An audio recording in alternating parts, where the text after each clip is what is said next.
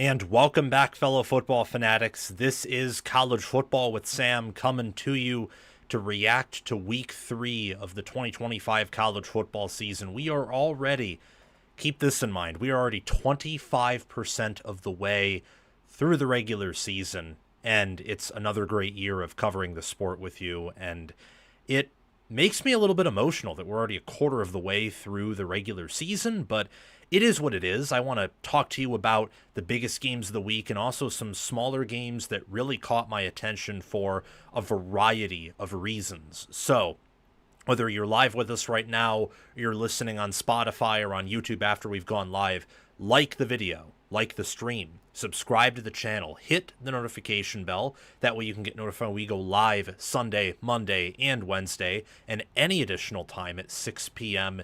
Eastern Time. Make sure, if you want to support the channel, to check out my Patreon page. Link is in the live show description. Sign up as a YouTube member to possibly receive special perks depending on the membership you sign up for.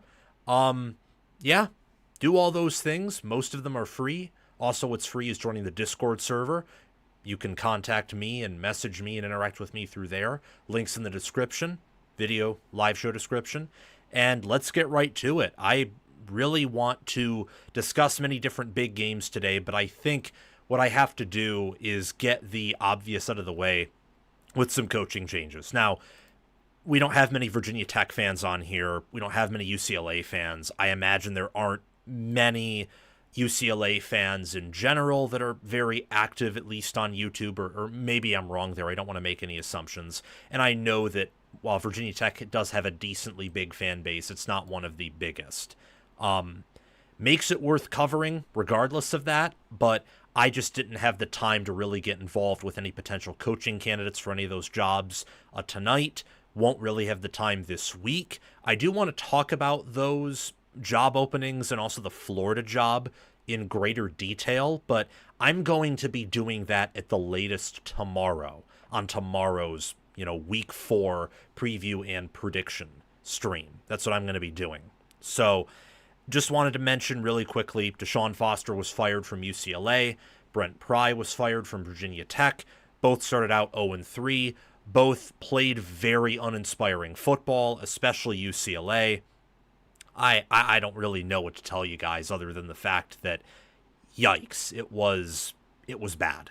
It was so bad watching UCLA play New Mexico. I watched that game mostly start to finish, and New Mexico was just getting 5 yards of push from their offensive line downfield on UCLA's defense. And Nico looks awful. He's clearly regressed. I would label him as a bust. I know a lot of people don't like to do that with recruiting rankings, but I'm going to, because I really could care less about recruiting rankings once the players are outside of high school for several years. And then you've shown us several games. You've put several snaps and plays on tape. We know who you are. Nico Imaliava, as it stands right now, is not a good quarterback. Not whatsoever. So Foster's been fired. Brent Pry from Virginia Tech, they did put up a good effort against Vanderbilt for a half, and Vanderbilt just depantsed South Carolina. It's a game I wanted to talk about, but again, for tonight's show, didn't have time for it. Might touch on it tomorrow. They had a good effort against South Carolina, but ultimately, I think after starting off 0-2, the team kind of, got a little bit uncomfortable, got a little bit uneasy, and then Old Dominion was, Old Dominion was there. Old Dominion was ready. They played Indiana competitively, so you knew that they were going to, I think that you knew they were going to try. And they did, and they blew out Virginia Tech. I think at one point it was 28-0, 21-0 in that matchup. So that's the coaching carousel news of the day. Kansas State also looks like total garbage, but that's not a topic for today. I want to rewatch that game maybe a little bit. Maybe give some thoughts on it. I really love Chris Kleiman as a coach. Chris Kleiman as a coach, but it's ultimately, for this season at least, something is not working. And it's so weird.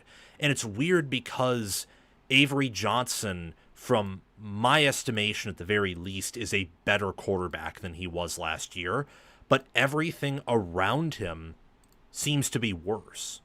I don't know what's up with that.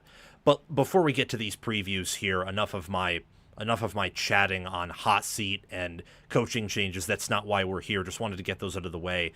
Based for Life, thank you for the $2 super chat. Sam going live means I'm off work soon. Well, I hope that you have a great rest of your day, and I hope that you get to really digest this entire live show and be with us for the rest of the time, Based for Life. Thank you for the $2 super chat. I appreciate your support. If any of you want me to reply to something you say, if any of you want a guaranteed reply, because I try to reply to comments I'm interested in general, but a super chat's a great way to ensure that I answer what you have to say. People are talking about in the chat, specifically one of our moderators, Armand Hammer. Thank you for being a moderator and supporting the channel. Clemson, yikes! Don't worry, we will get to Clemson. Do not worry about that. Oh my gosh, Clemson looked absolutely horrific at times, and they had it too. They had the game. They had it, but it ultimately, I don't think it went the way that Clemson wanted it to. I also don't think it quite went the way that Georgia Tech wanted to. This is going to be the first game we will talk about. Very fitting because it was the game that kicked off week 3. Clemson's playoff hopes are already in jeopardy as Georgia Tech wins in upset fashion, covering that Clemson -2.5 line with a 24-21 win. I listened to some of Dabo Swinney's press clippings, some of his remarks in the post-game press conference, and he sounds frustrated, he sounds defeated, he sounds a little bit confused by his team's performance, but also disappointingly not surprised by their efforts and results on the field. So we picked Georgia Tech to win here. We were pretty confident about it, although as the game transpired, I'm not going to lie, I got a little bit nervous. And I got a little bit nervous because Clemson was actually able to run the football somewhat well. They were able to clearly use their athletic advantage to stay in the game. That one touchdown reception by Bryant Wesco in the second half where, Cade Klubnik throws it to him. It's a really short route just underneath the Georgia Tech defense, I believe, and he takes it all the way to the house with just electric, 5-star. You could tell he was a 5-star solely based on that speed. It was crazy, to say the least. It was a really good play, but it wasn't enough. And it wasn't enough because Clemson had 2 turnovers, because Clemson missed a field goal, and because I think Georgia Tech outcoached them. I mean, Georgia Tech won 24-21 in large part because they got a goal line stop with an interception. They were disciplined. That's why they were able to fire drill the field goal unit out there after the quarterback run to make it 4th and short and give Aiden Burr a little bit more yardage to work with. That was a very clutch 55-yard field goal, by the way. That was awesome. It filled me with a lot of emotion watching that get executed just because of how intense it was, and then seeing, final 24-21, watching Dabo Swinney walk to the middle of the field, and Georgia Tech really storm the field. They stormed it, and as they should. You know that Brent Key is 7-8 against AP top 25 ranked opponents at Georgia Tech with the limited amount of resources that he has. That's crazy. That is phenomenal. He is one of my favorite coaches, and the fact that he is a Georgia Tech alumnus, the fact that he, by previous athletic director Jay Batt, who's now at Michigan State, got massive financial support at Georgia Tech, and the fact that they've been able to recruit well and develop even better, and that Buster Faulkner and David Gideon, I think, are 2 high-caliber coordinators. Gideon, new-time DC, first year at Georgia Tech. Faulkner's been there for, I think, 23, 24, 3 years now. He called a phenomenal game. It was clear to me in this game, absolutely clear, that Clemson had the superior, in terms of talent, team. They were faster. Now, I think Georgia Tech matched them in physicality. I think Georgia Tech outcoached them. I actually think that Georgia Tech has, to this point in the year, to this point, an equivalent team and a team that you'd probably rather take over Clemson's in a big game. If you just want to ensure that you can beat the small teams, you take Clemson because of their talent advantage. But the coaching job that Brent Key and his staff has done, it's in strong juxtaposition to the coaching job that Dabo Swinney has done at Clemson really ever since Trevor Lawrence left, and I think it's become more painfully obvious ever since Brent Venables left. You could have chalked up 2021 somewhat to bad evaluations at quarterback. I mean, Clemson had that before, I think, with Kelly Bryant in 2017, just happened to play Georgia instead of a inferior non-conference opponent in 21, for example, where in 2017 they didn't have to play at Georgia. Therefore, you don't get the second loss that knocks you out of the 4-team playoff. But then Venables leaves, the defense and the standard of Clemson for defense kind of takes a little bit of a nosedive. I think Allen, in large part, has done a good job at fixing that. But for whatever reason, that offense with Garrett Riley just hasn't come together. We know Clemson is this team that loves to run a bunch of plays. Well, Georgia Tech had 9 more plays than them, 70-61. Georgia Tech had nearly a 5-minute, really realistically 4-minute, 10-second possession advantage here. Georgia Tech matched them in passing, matched them, came close in rushing, though if you adjust for sacks, Clemson averaged 1.3 additional yards per carry. Tech was 0 of 2 on 4th down, and that surprised me throughout the game. You know, that cool QB sneak trick play that I saw for the first time against USC from Penn State and Andy Krolnicki's offense didn't work for Tech. They had another 4th down that was busted. And yet, despite those really, I think, made up for Clemson's really 2 turnovers that they had. You know, I think it was the interception and then a fumble that Clemson had. Tech turned it over twice on downs. That really evened it out. And that's how you get to 24-21, along with Tech really knowing what they wanted and being prepared for all things. And Clemson, I just think once again, there's something really not clicking there. And I don't quite know what's not clicking there, but something is off. Klubnik, I think, had his best game of the year. The rushing offense certainly had its best game of the year, but it's not good enough. And now Georgia Tech and Miami are favored over Clemson to win the ACC. Miami a massive favorite over Clemson, and Tech a slight favorite in terms of odds, at least per FanDuel Sportsbook, but I think several other sportsbooks do have Miami and Georgia Tech favored over Clemson, as they should. Clemson, in their first ACC game, incurred a loss here. And while Clemson's defense did hold Georgia Tech to a respectable 24 points, Tech was around the average college football team in terms of expected points added per play, adding literally 1/20th of a point per play above what is expected. So they basically had an average performance in terms of, you know, moving the ball, in terms of yards and points gained, in terms of field position. Clemson's was just a 0.08 EPA per play, which is in the 60th percentile, with at least what I thought, but many others in the business that are respected and way more respected than me for now. Hopefully we can get to the point of peak respect and several hundreds of thousands of subscribers. I'm confident one day we'll do that. For what Clemson returned on offense and what I and others above me thought they had on offense, this is very disappointing, because Georgia Tech's defense, I think, is a good unit, but is it great? I don't think so. I don't think it's a great unit. Really. It doesn't have the talent required, and they have a new defensive coordinator to where if you're Clemson, you should win these games. You should. Even though I think Tech's a good team, they're a good program, and we'll continue to talk about them in this segment.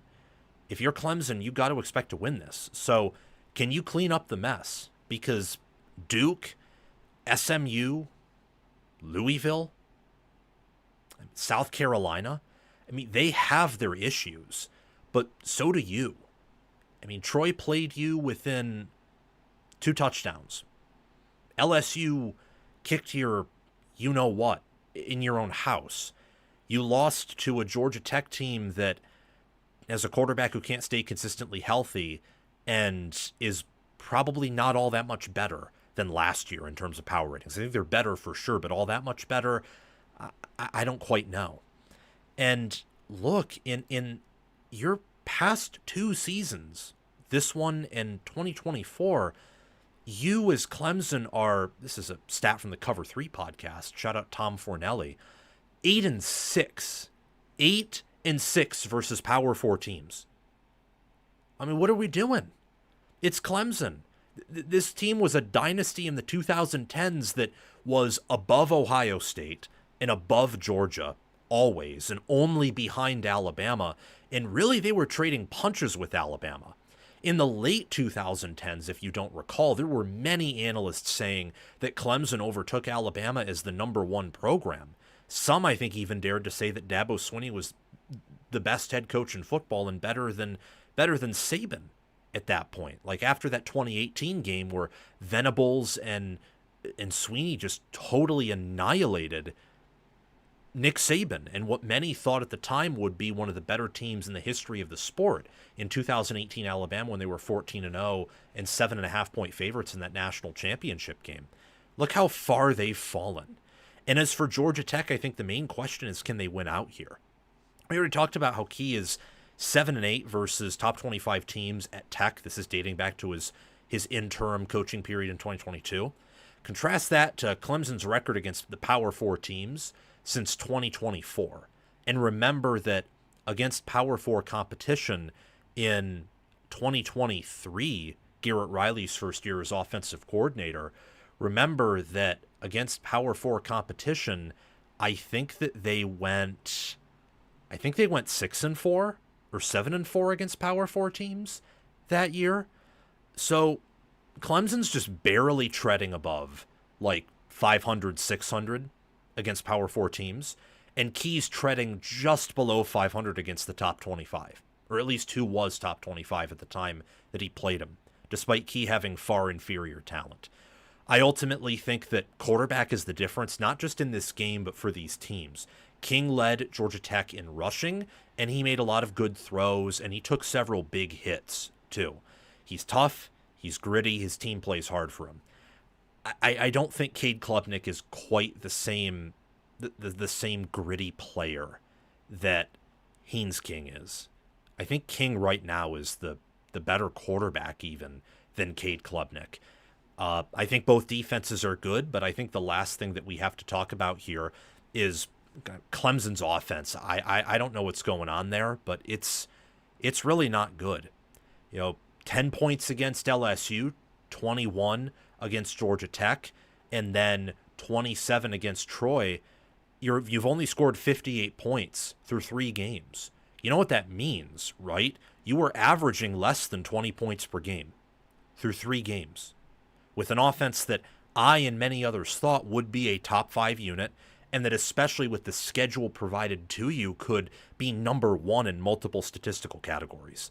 So as it relates to Clemson, I don't know where they go from here, but I'm very scared that Dabo Swinney is entering, or has already entered, the Mark D'Antonio, Bobby Bowden phase of you're just not the same coach that you were, 10 years before today, or 5 years before today.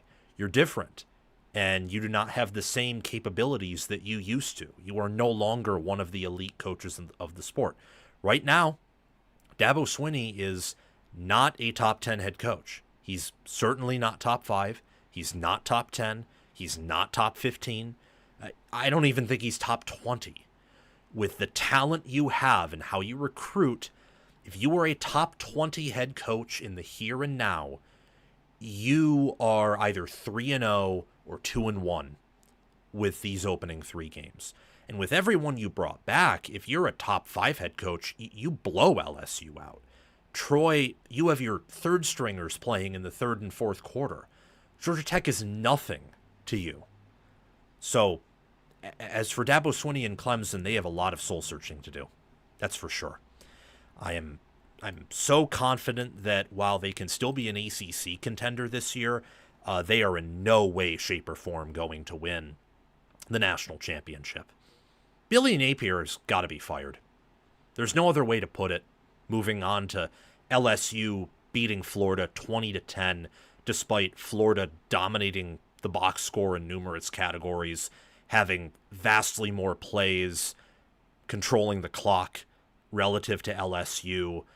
LSU covered the final line of 8.5, and they won 20-10 because Florida and DJ Lagway, by the way, being the primary reason why Billy Napier was kept is, we have this kid from Texas who's, he's cool, he has a strong arm, he's accurate, he looks good, highly rated out of high school, and we assume that with the O-line you have, with how you recruit, and the program that you've built, that Lagway can take a leap from his freshman year to sophomore year, and Florida can actually be a contender to potentially reach the playoff or certainly flirt with it. That's what Scott Strickland and Florida thought when they brought Napier back, mainly centering around DJ Lagway, the talent surrounding him, and Napier making a change at defensive coordinator could impact things in a positive direction for Napier and the Florida program. Well, when the reason you come back is the reason you lose, not just in one game, but arguably 2 games, relative to their expectations, well, you're done. There is no way he can survive this. Right? I mean, look at how the game was played. Watching it in Death Valley here, Florida had 76 plays compared to LSU's 52. In fact, you know what? I said something incorrect initially. Florida didn't control the clock.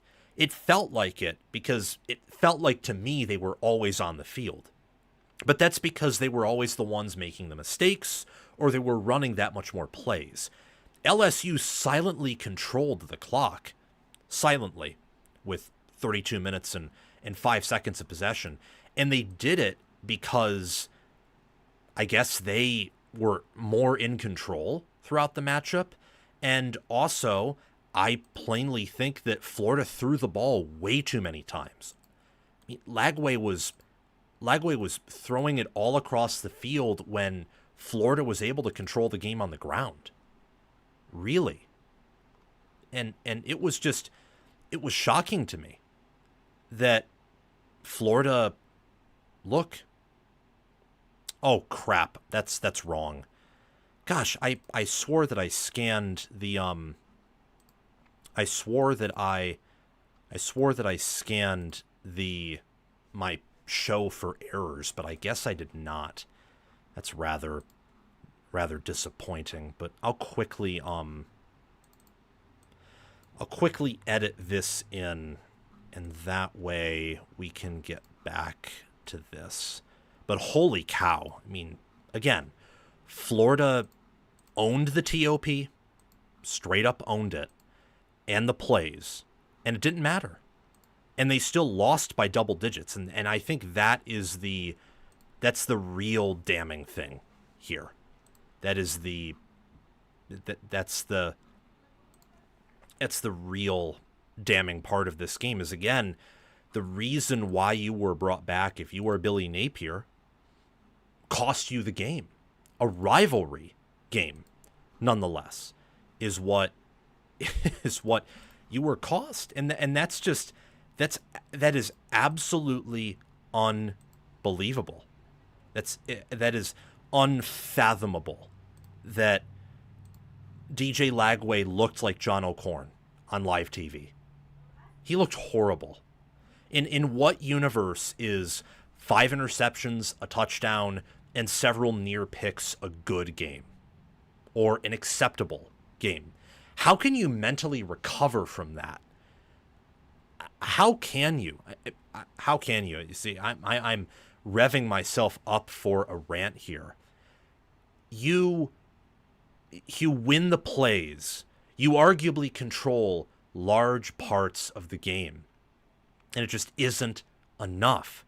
Billy Napier is a classic example of why coaching matters. He's a classic example of why coaching matters. And while talent is awesome, if you do not have the perfect lightning in a bottle talent scenario that LSU did in 2019, that's the most common example, you are not going to compensate for awful coaching. DJ Lagway threw 5 interceptions, and that is what cost Florida a game that they were in, that was winnable. Florida could have won this game. That's why LSU only won by 10 despite having a pick 6 and a 5-1 turnover advantage.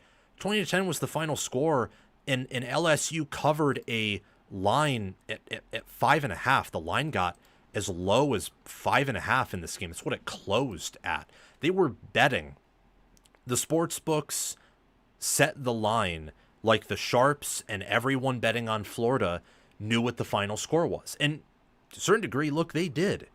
Florida controlled the clock. They had more plays. They were more successful on 3rd down and 4th down. They had fewer penalties. Florida, okay, this is the most jarring and damning stat for Billy Napier in Florida.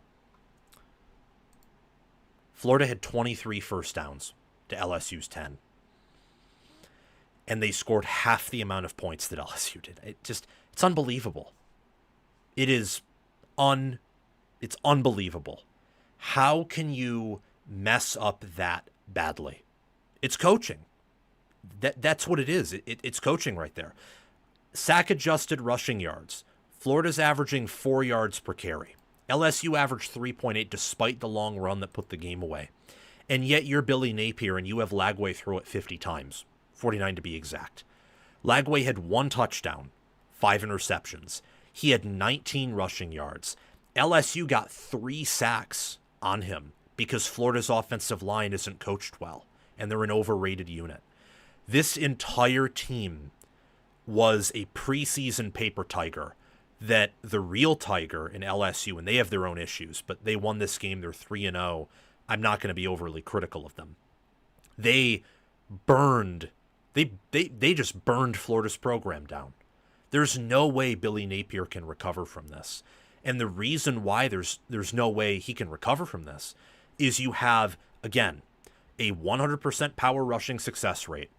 You control LSU's offense. Garrett Nussmeier, Aaron Anderson, Nick Anderson, Berrien Brown, Bauer Sharp, Caden Durham, and we all know about, Josh Thompson, Brycen Moore, Garrett Nussmeier, quarterback.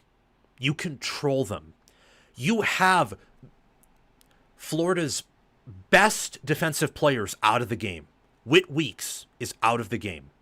In fact, his brother, too, I think West Weeks at one point, was out of the game. They were out. Whit Weeks was out within the first drive, and you can't do anything with your, super talented preseason number 1, best quarterback in America. You know that phrase annoys me so much. The BIA phrase, best in America. Like everyone who uses that phrase very early is just, they come across as beyond full of arrogance. And that's what Florida comes across as. So sorry to get a little bit, angry there. But watching this game kind of made me mad from the perspective that I like good football. I hate awful football. And it made me kind of chuckle in the sense that I like it when bad coaches get pummeled. That's what happened here. A bad coach, Billy Napier, who has no business being the head coach of Florida, got pummeled. Brian Kelly coached circles around him. And arguably with a roster that didn't match up well with Florida's. Yet won 20-10 at home. So I don't know how Billy Napier survives this. I don't. I mean, the approach that Florida has taken from their athletic department to their head coach to their players is rooted in this delusion and arrogance that looking like a bodybuilder and recruiting at a high level is all you need to win football games. It's not. You know how there's people, and I used to be one of these people, that think recruiting isn't super impactful and that having the best coach is what matters and recruiting's overrated. Well, those people they're delusional. These people, the people that really, really loved Florida, like as one of the best teams in America, they are the people who think that bicep veins and doing curls and, benching 225 a certain amount and, having abs and being a blue chip recruit and recruiting blue chip players, and they think that's all that matters. Those people are just as delusional. You average those two extremes out, you get the perfect cocktail. That recruiting matters a ton, but coaching matters a ton. LSU understands this, at least from what I can tell. Florida under Napier and Scott Strickland does not. They have no understanding of that whatsoever. None. I'm watching DJ Lagway throw the football again, and he's trying to just throw it away very casual, like, oh, we always have next time because my Gators and I we're so good. Oh, intercepted. Or I think I have a slant. I have a slant open.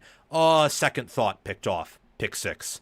And the tackling effort there is like a one-arm tackle. It's very reminiscent of Jalen Milroe's game against Oklahoma, where Milroe's tackling effort is just like, yeah, you're done. Your team is done. That's Florida. Florida is done is dinner. I would not be shocked if they mailed it in against Miami. Also wouldn't be shocked if they came out and put up an effort but lost again. Same thing against Texas. Same thing with every game remaining on their schedule. Eventually they will quit, though. They have to. That was a strength about Napier's teams, is they never quit. But eventually when you know your coach is going to get fired, when others are messaging you offers to transfer and earn money, and when you know you're not even going to go bowling despite the preseason hype and, people picking you to go to the playoffs, you eventually mail it in. You have to. Not just because you're looking for greener grass, but even for your own mental health. Just psyching yourself up that much to then always get disappointed, that can break you. That can really break a player, not just a staff, but that can really break a player after a while. Again, Napier, he's got to go. My question for LSU is how high is their ceiling?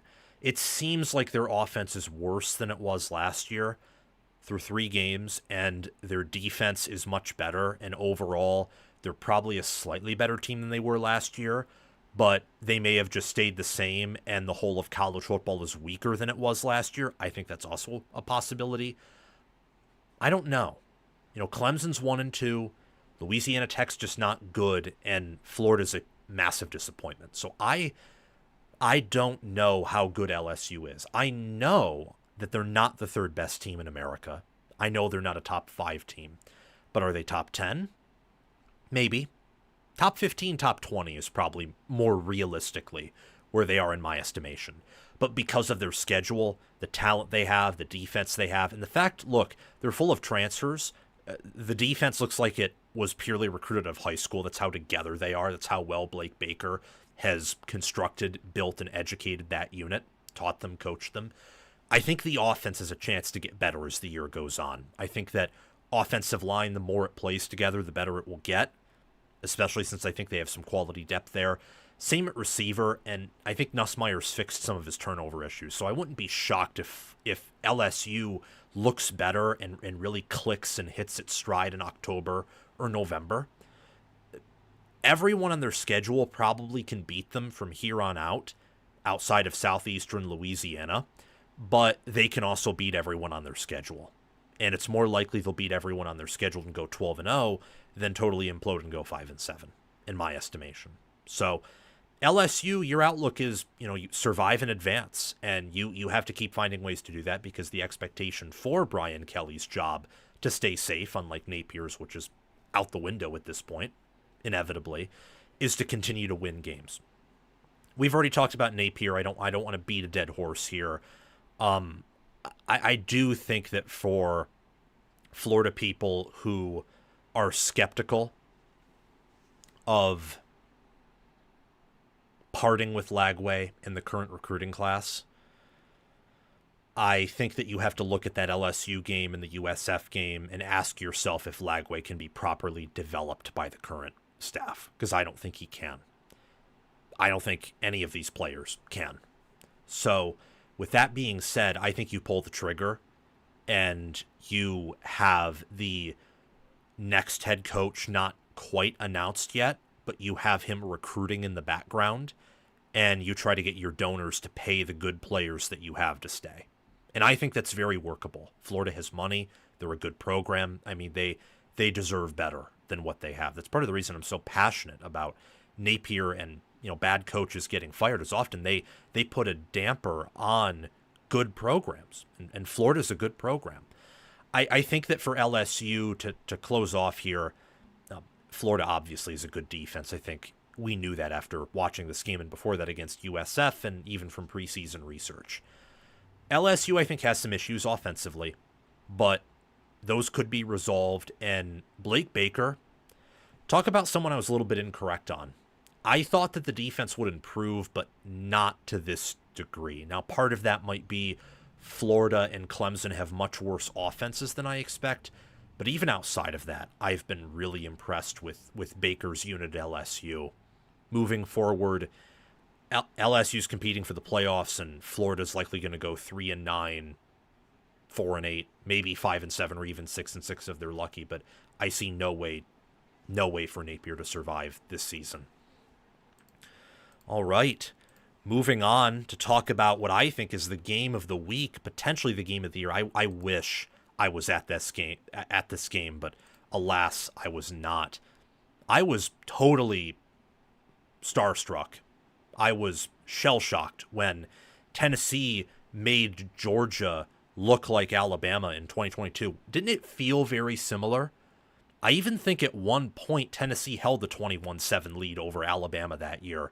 It was just, the crowd was into it, and the fireworks and offensive explosion from Joey Aguilar was insane. I could tell from my TV screen that the environment was on point, that Tennessee brought their A game, and that they knew in their heart and in their soul that they could come out on top and win and potentially dominate here. Now, Heupel has almost always started fast against Kirby Smart, and then Kirby Smart controls the rest of the game. And that's where, same as it ever was. Nothing's new under the sun. And that is what helped Georgia get over the hump and win in really an all-time classic. This will be a storied game, I think, in the Georgia-Tennessee rivalry. And if you say that it isn't a rivalry, look, Georgia has now won every game since 2017, many of them by multiple touchdowns, but these fan bases hate each other. I've seen it on Twitter. I have read it in the press clippings. I saw it in the game. These teams do not like each other. They respect each other. I imagine Heupel and Smart respect and maybe even like each other. I know that Kirby Smart, because he beats Heupel, likes Heupel. But this was a really physical, nasty, back and forth, exciting game, full of surprises, full of ebbs and flows. It was exciting too, because unlike, say, USC Utah in 2022, where they were just trading touchdowns and nothing but trading touchdowns, you had momentum shifts here. It was like a storybook. You had the rise, you had the climax, you had the fall, you had another climax, another rise, another fall. There was just, there was a different turning point. It felt like every quarter in this game. And that's what made it phenomenal. I mean, Georgia, in truth, they outlasted Tennessee. It's not like they crushed Tennessee. It's not even as if they dominated Tennessee after slowing down in the second and third quarter. Yeah, Georgia won every quarter from the second quarter on, but they didn't really dominate Tennessee outside of maybe the second quarter or parts of the third quarter. Tennessee was able to trade punches, stay in the game.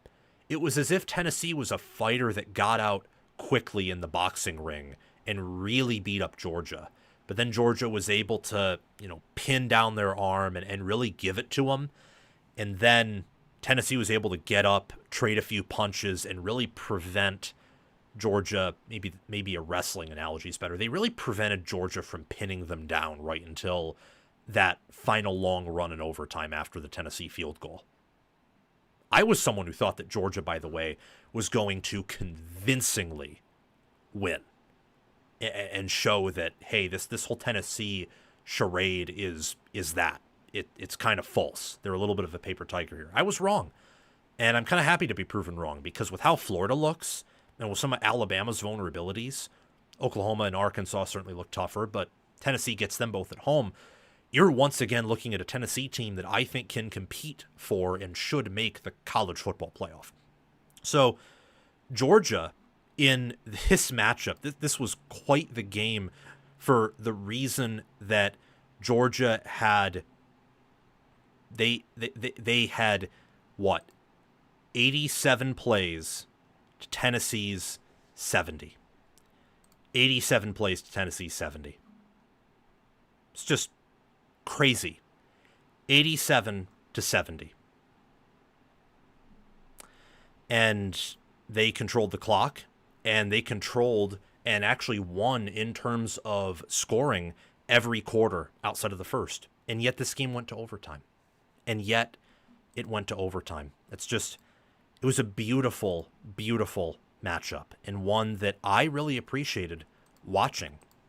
I think that at the end of the day here, if you're a Tennessee fan, you got to be feeling pretty good about yourself. That your game plan worked against a Kirby Smart defense. Like that's what happened. Now, did you win? No, but you scored 38 points in regulation. Your problem was something that actually, I would argue, was outside of your control. Your problem here is that your starting corners were out. And if they aren't out, you probably win, if not dominate this game. You get out to that lead, and Georgia can just never catch up and hang around and get back in it. Like that's your problem. Your problem was something that honestly you really couldn't control. That and the missed field goal. And I think that Smart outcoached Heupel. I don't think anyone is surprised by that whatsoever. But it was a wonderful, wonderful game. I think Georgia-Tennessee has game of the year potential here. Final score 44-41. Georgia outlasting Tennessee in overtime. And again, it was a game where you had multiple turns, you had multiple climaxes, you had moments where you thought Tennessee was going to blow Georgia out. You had moments, emotionally speaking, for those of you who like to only deal in the rational, I understand that anyone watching that first quarter probably thought that Georgia was going to stay in the game, rationally speaking. But emotionally, you get those, feelings, that gut feeling, that voice inside your head. First quarter, when towards the end, the win probability for Tennessee is an 84.5. You get the feeling, it's foot on the gas. Tennessee's not slowing down. They're not going to let this escape from them. Then you get to halftime, where 21-17 Georgia. Tennessee's only given a 64.1% chance to win pre-ESPN. And you think that Georgia's controlling this. They figured out that Tennessee offense a bit. They figured out Joey Aguilar. They probably have this in the bag. But let's see what happens after halftime, because for the first time in a Heupel versus Smart matchup, Tennessee's actually leading at the half. You get to about midway in the third quarter, just about midway, and Georgia is now favored to win. You get towards the end of the third quarter, and by this point, Joey Aguilar's kind of broken down a little bit. Aguilar has thrown, at that point, 2 interceptions, one in the second quarter, one in the third quarter. And you think, oh my gosh, 27-21 Georgia. It's not technically over, but Georgia scored 20 unanswered points. What are we going to do here? And then Chris Brazzell goes up and gets a 56-yard touchdown pass.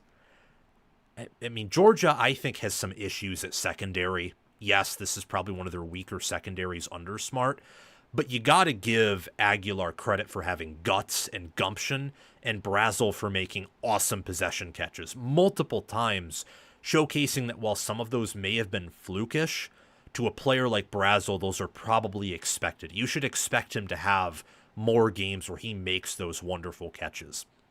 Tennessee ran tempo. Georgia tried to run more game control, but sometimes used tempo. At the end of the day, the reason Georgia won is because they broke 200 yards and averaged 4 per carry, and they really limited what Tennessee could do running the football, which left it up to more so chance plays, big plays, and Aguilar's arm. And while I think Aguilar's better than Nico, he's not consistent enough to not have some errant throws and turnovers and bad passes that force punts against a defensive mind like Glenn Schumann, Kirby Smart, and the talent on Georgia's defense. Georgia ran the ball better than Tennessee. That was kind of the interesting part of this game, is it was almost an inverse of last year's game, where the road team ran the football better and had the more questionable quarterback, and yet, well, they were able to run the football better, despite having, well, that's really where the similarities end there. At that point, the similarities are kind of the same as they ever were. That's that, really, when it comes down to it. The better team won.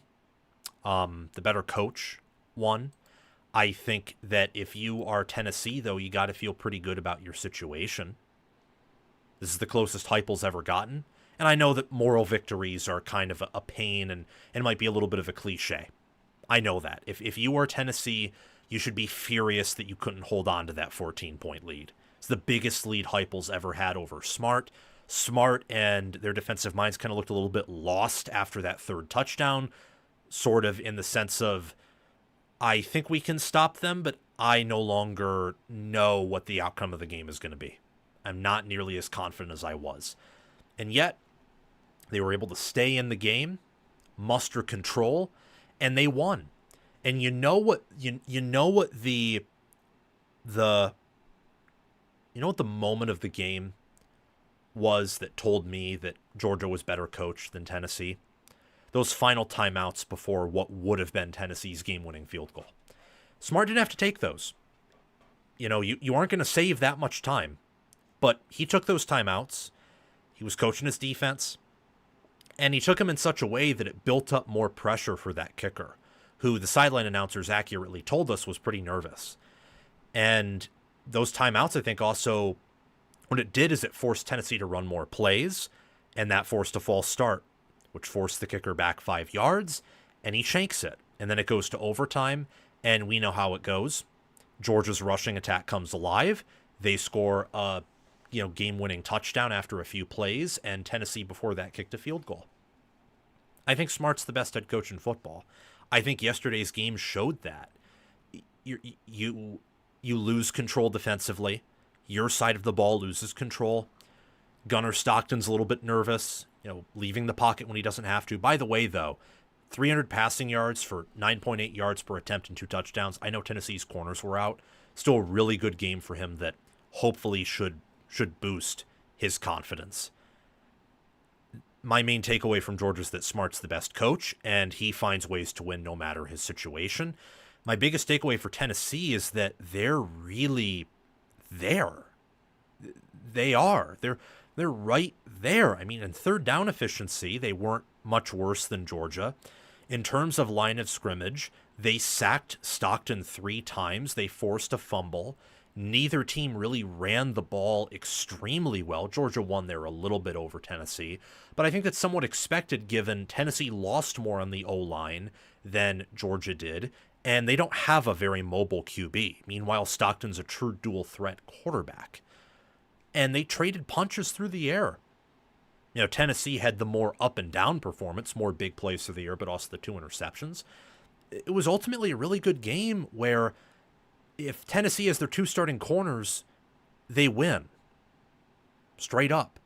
Now, maybe if the game's played neutral field, it doesn't matter and Georgia wins more times than not regardless of roster health. If it were in Sanford, that would certainly be the case. But you have to be encouraged, right, a little bit if you're a Tennessee fan, right? Right? Or am I off base in saying that? Look at the rest of your schedule. You get Arkansas and Oklahoma at home. You should beat them. FPI through 3 games and a big game against Georgia, so now there's actual, like, substance to your power rating since you've played a good opponent. They favor you to win those games. The only game you're going to be an underdog in, and this is just projected, we don't know, is the 3rd Saturday in October against Alabama on the road, and you can win that game.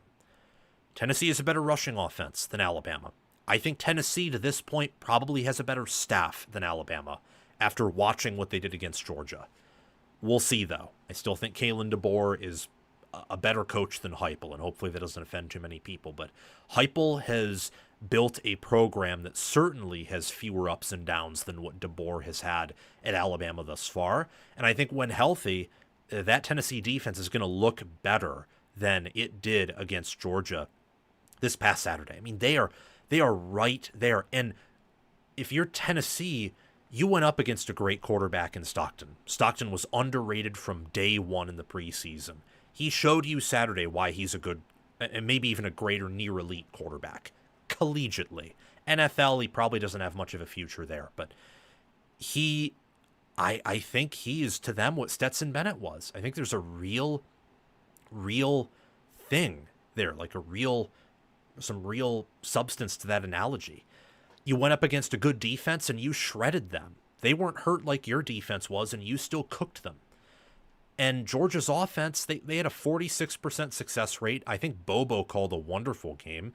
And they averaged nearly a 1/4 of an expected point added per play. I mean, they had even factoring in the corner issues, and Tennessee's backup corners are better than a lot of starting corners, I think, than Georgia will face all year, because you got some of the garbage opponents, you got teams that don't recruit at the same level Tennessee does, or other teams will be hurt. They had a really good game offensively, Georgia did. And they had I think, a good game defensively at different points, too. I think their secondary has some issues. I don't know if this defense is just good or it's elite, but Tennessee's offense is insanely good, and Heupel just had a really good game plan, and some lucky things went Tennessee's way. I don't exactly know. It's pretty early. One thing I can take away, though, for sure, is that these are both playoff teams, and I said both. I've had Georgia for a while as an underrated team who should have better... They should have more favoritism in terms of the public and college football fans viewing them as an actual national title contender. Many view them as a step below Ohio State, Penn State, Oregon now, Texas then in the preseason. I just never thought they were. I still sort of think that after watching this game, seeing Georgia's offense, knowing that on some of those long plays that those could have been picks because Aguilar didn't throw the best balls. And they won't have to likely play a team of Tennessee's caliber on the road again. And Georgia's also young, so they should get better as the season goes on. Factoring all that in, I was very impressed with Tennessee. So even though we were right in the pick, we picked Georgia to win here, I was wrong about Tennessee being a little bit of a fake team that wasn't going to reload this year. They, from my estimation so far, they have reloaded. And that is a badge of honor for Tennessee to wear. As you are a program now that reloads to where you were the year prior. You do not rebuild. Man, don't you love college football? Don't you love it? Everything that comes with it. It is the best sport ever. It's the best sport ever. It really, really is. It's incredible. I love every part of college football. Every part of it. Now, this Oregon Northwestern game isn't quite the caliber of these first 3 games we talked about, but we do have some things to learn here. So it's very worth talking about regardless. Oregon kicks off against Northwestern at 9 a.m. Pacific time, their time. And they cruised to a win. Now, was it the prettiest win? No. And I was skeptical of the idea that Oregon was just going to effortlessly come in here and cover.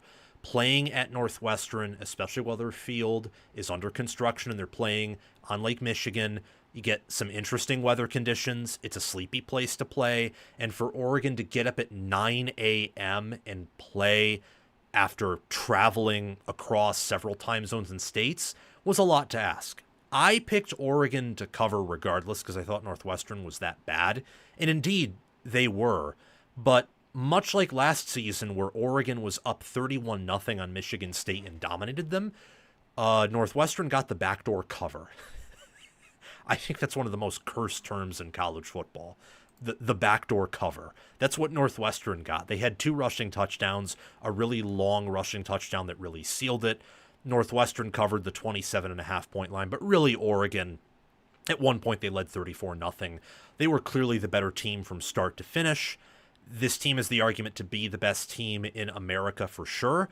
And I have been a defender of Oregon from really day one of 2025. I was more of a doubter of them in 24, I think for some understandable reasons, but I was wrong, very wrong. They won the Big Ten, went 13-1.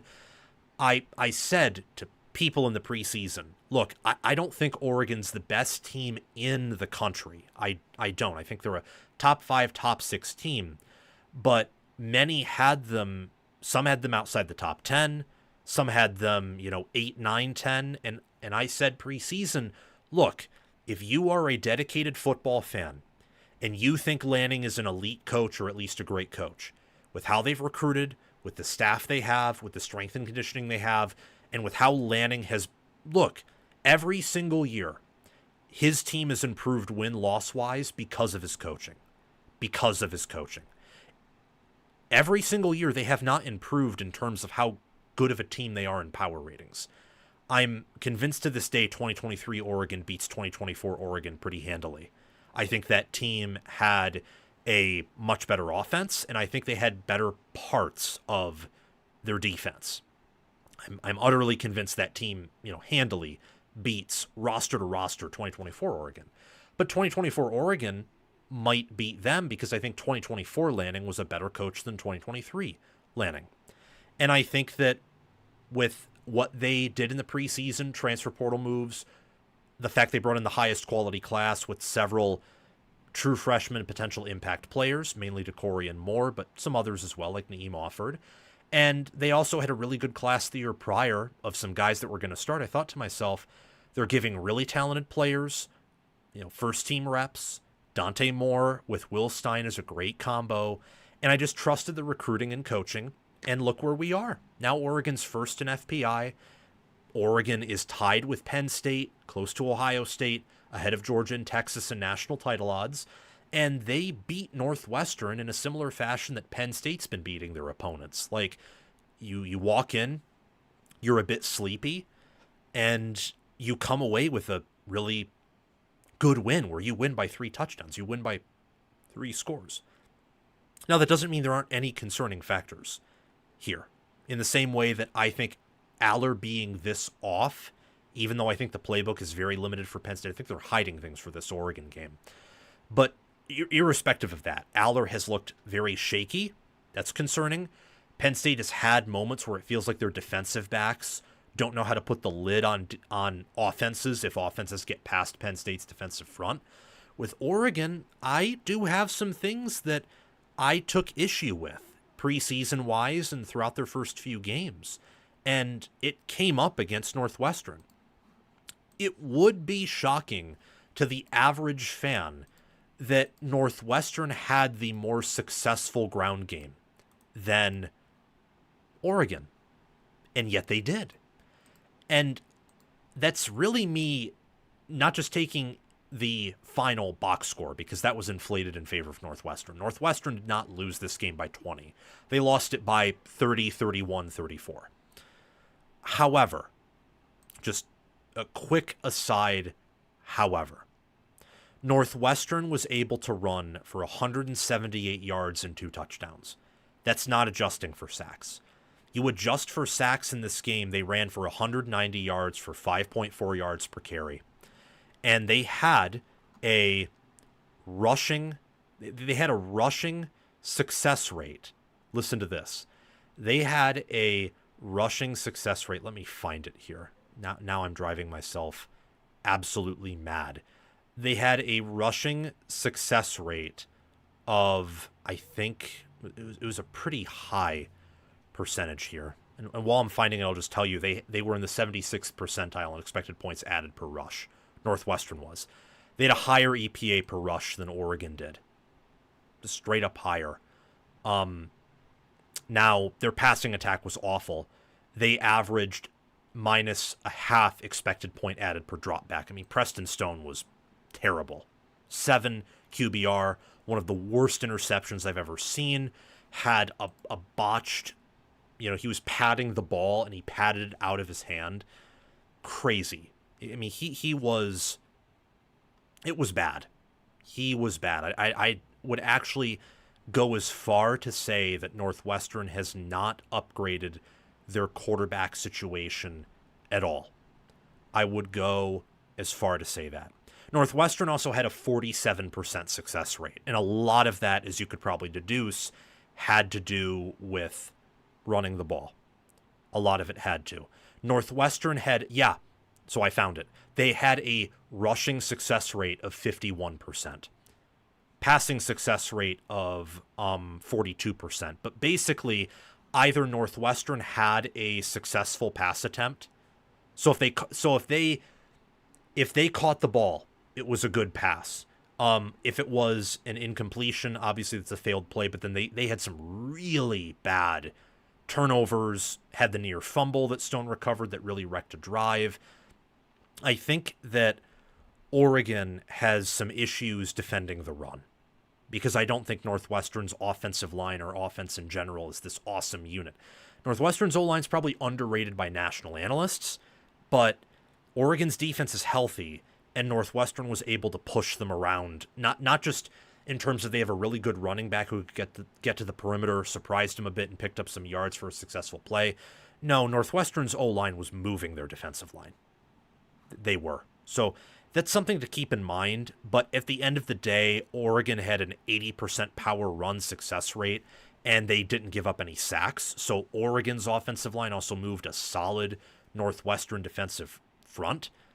Ultimately, I think that, look, a win's a win, especially when it's on the road against a limited opponent. You go in, you beat them up, and you emerge victorious. My only question about Oregon is, do you have any concerns? Because I just listed my main concern, but do you have any of them? Let me know in the comment section below. And for sure, I think Preston Stone is a total bust. I don't know how you can have a 7 QBR against Oregon, and then against Tulane you throw 4 interceptions. And then against your FCS opponent, you don't do anything against them. You look like, you score 30-something points, allow, I think, a field goal or maybe a touchdown, but it's not like you're Indiana or Oregon who easily hammers their FCS opponent. No, yours took effort.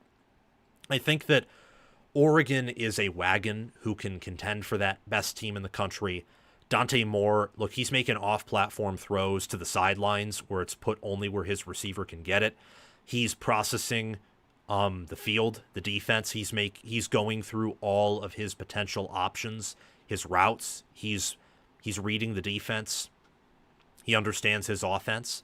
He's efficient. He's poised. He got out of some situations too where Northwestern got pressure and he evaded it and made good plays. Dante Moore could be the best quarterback in America. There's a reason he's top 5 in Heisman odds right now, and Oregon hasn't really played anyone. Whittington was out for Oregon. That affected their rushing offense a bit, but they were still able to run for, over 5 yards per carry, sack adjusted, and 3 touchdowns. Dyer Hill Jr., Jaden Lamar, Jordan Davison. Mekhi Hughes just had 1 carry for 5 yards. I thought he would be an All-American, but their running back room is so deep that they can have Whittington go down and really kind of not skip a beat there. I will say as a final closing thought, to hark on really the questions or key point for each team, and then to branch off into the reactions for each. I think Northwestern's defense and lines of scrimmage is good, and they had a well-coached effort. That was a good game plan they had against Oregon. I said it after the Oklahoma State game that Oregon's rushing defense is not this elite unit. There's a reason Northwestern was running the ball the way they were, even sometimes on third and medium. Like, they knew they could win there. If they can figure that out against much weaker opponents, because Oregon, I mean, who knows? Oregon could be better than Penn State. Oregon could be the best team they play all year. Maybe Northwestern finds a track to getting close to going bowling, or maybe going bowling.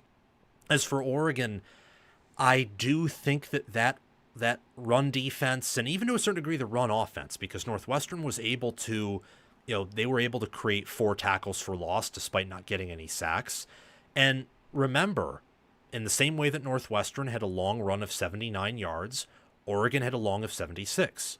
You take those away, and they ran pretty evenly with each other for under 5 yards.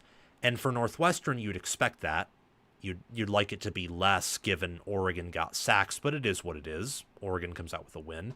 For Oregon, I'm pretty concerned in relative to big games, but especially against Penn State, who they probably have the Big Ten's best offensive line outside of maybe Oregon. I think those are the best 2 O-lines in the Big Ten by a mile, I would say. Against them, with their running backs, the fact that I think Aller is more mobile than the first 3 games suggests, they're just not letting him pull the football, and Penn State has shown off some really creative ways of getting their players the football within really short yards, like wide receiver runs. They're clearly hiding things for this game. This is going to be their Super Bowl. I think it's the same thing for Oregon, too. Oregon has some wrinkles that they haven't showcased yet that they're going to try to use to beat Penn State. But Penn State has an elite defensive front, and they have, I would say, an elite offensive front. I don't quite know if Oregon is there, and that concerns me a bit for that matchup. However, the caveat to that is every team has at least one team that matches up with them very well. I don't know if anyone else outside of maybe ex-Oregon Duck head coach Mario Cristobal's Miami Hurricanes have that exact matchup edge over Oregon. Ohio State's offensive line is really good in pass protection, but their run blocking is suspect, and their defensive front linebacker's elite, but I don't think their defensive line is particularly elite or nearly. It's probably a good, maybe great at best unit. So I don't think they have that matchup edge over Oregon in the trenches. Georgia, need to see more from the O-line, and their pass rush didn't impress against a weaker Tennessee O-line. Just didn't. Texas, maybe at the end of the year can have that matchup edge, but that O-line has some issues that they have to resolve. So that would be my one complaint, if any, for Oregon, and I'm harping on that because of the big game and because a lot of people are high on Oregon, as am I. I think right now they're a top 4 team. Rushing offense, I'm not really concerned. It was just interesting to see that Northwestern could hold their own in run defense, not just running on Oregon, but slowing down Oregon's rushing attack for as long as they did. As for the Ducks, it's going to be that Penn State game, but even if they lose that game, this is a team who I think right now is a lock for the college football playoff, or at least very close to it. And as I predicted in the preseason, I think they will go to Indianapolis and play for the Big Ten championship game yet again. Okay, hopefully I wasn't too critical against Oregon in that segment, but I think it just had to be said. Like, some members of the public are starting to think that Oregon is this invincible team, and no, they're not. I mean, no one right now looks invincible. I don't even think Penn State is invincible, and I'm very high on Penn State. Very high on them, but they're not invincible. No one this year is 2001 Miami. No one. I would say, as of right now, the teams that I favor the most to be invincible, I think, would be Oregon and Penn State, and part of that has to do with their schedules.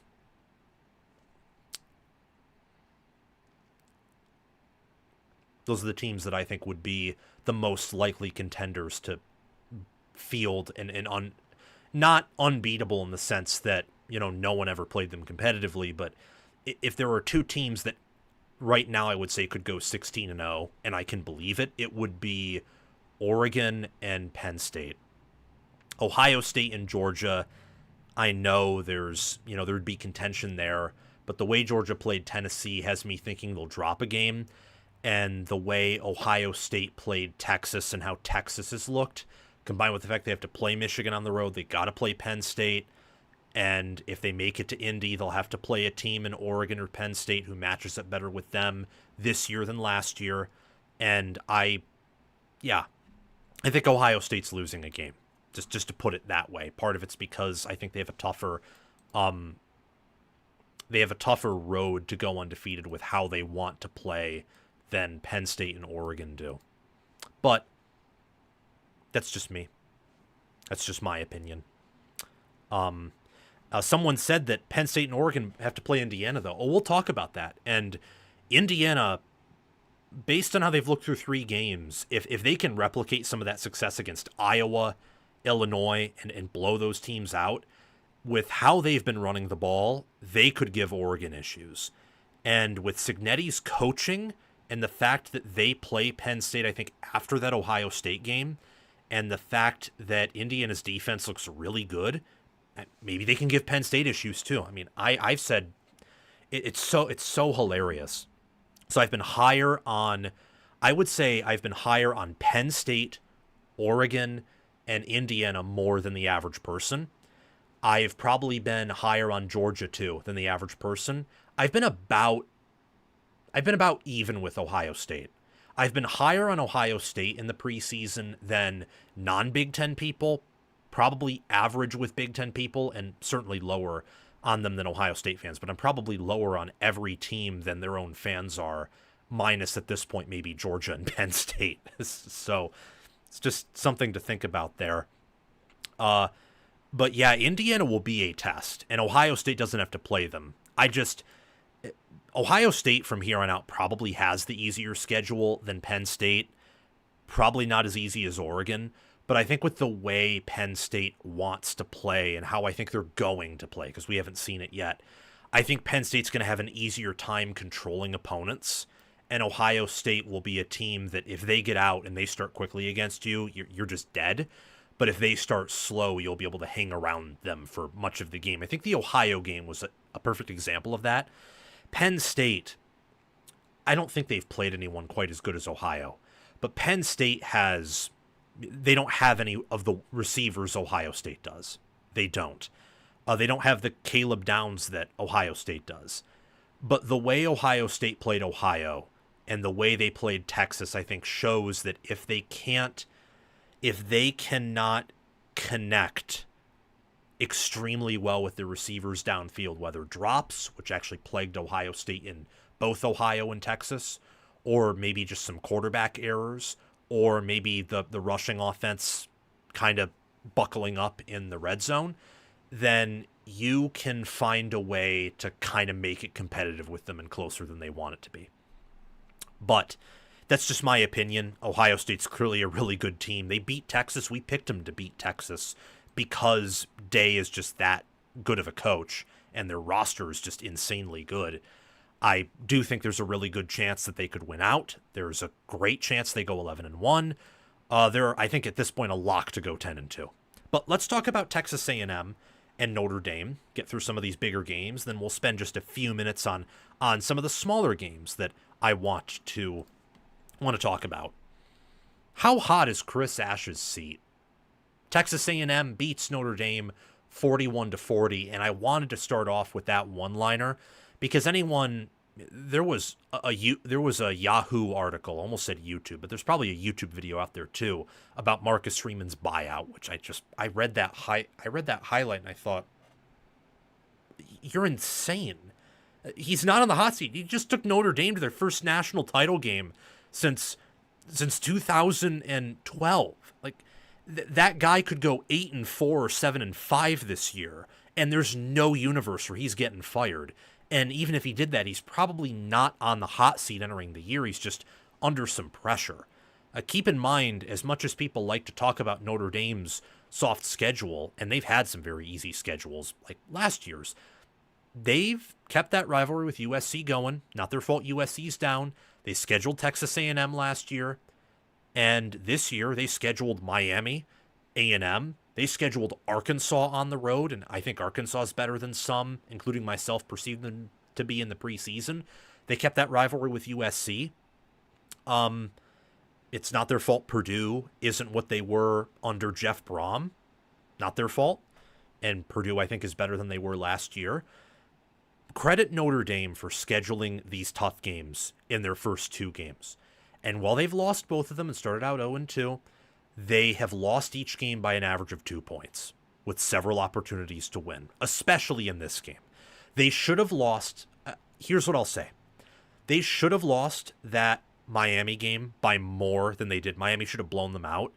But I think you can make an argument that Notre Dame should have won decisively against A&M here, based on how that game started off. Notre Dame very early on had a chance to totally take control, and they had a drop in the end zone, so it's 17-7 instead of 21-7.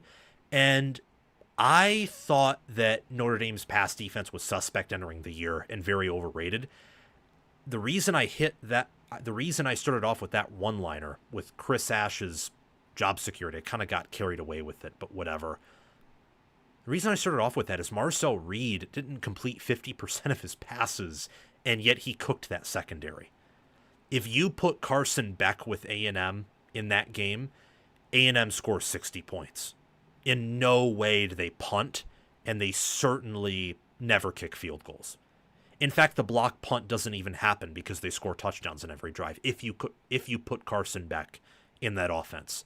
If you put Bryce Underwood in that offense, they win by double digits. You put Julian Sayin in that offense, he may not have I'm going to be very careful on this. I don't know quite if he has the arm strength that Marcel Reed does, because Reed was able to overthrow some guys in some very deep routes, but he's way more accurate than Reed is. He's a better passer than Reed is.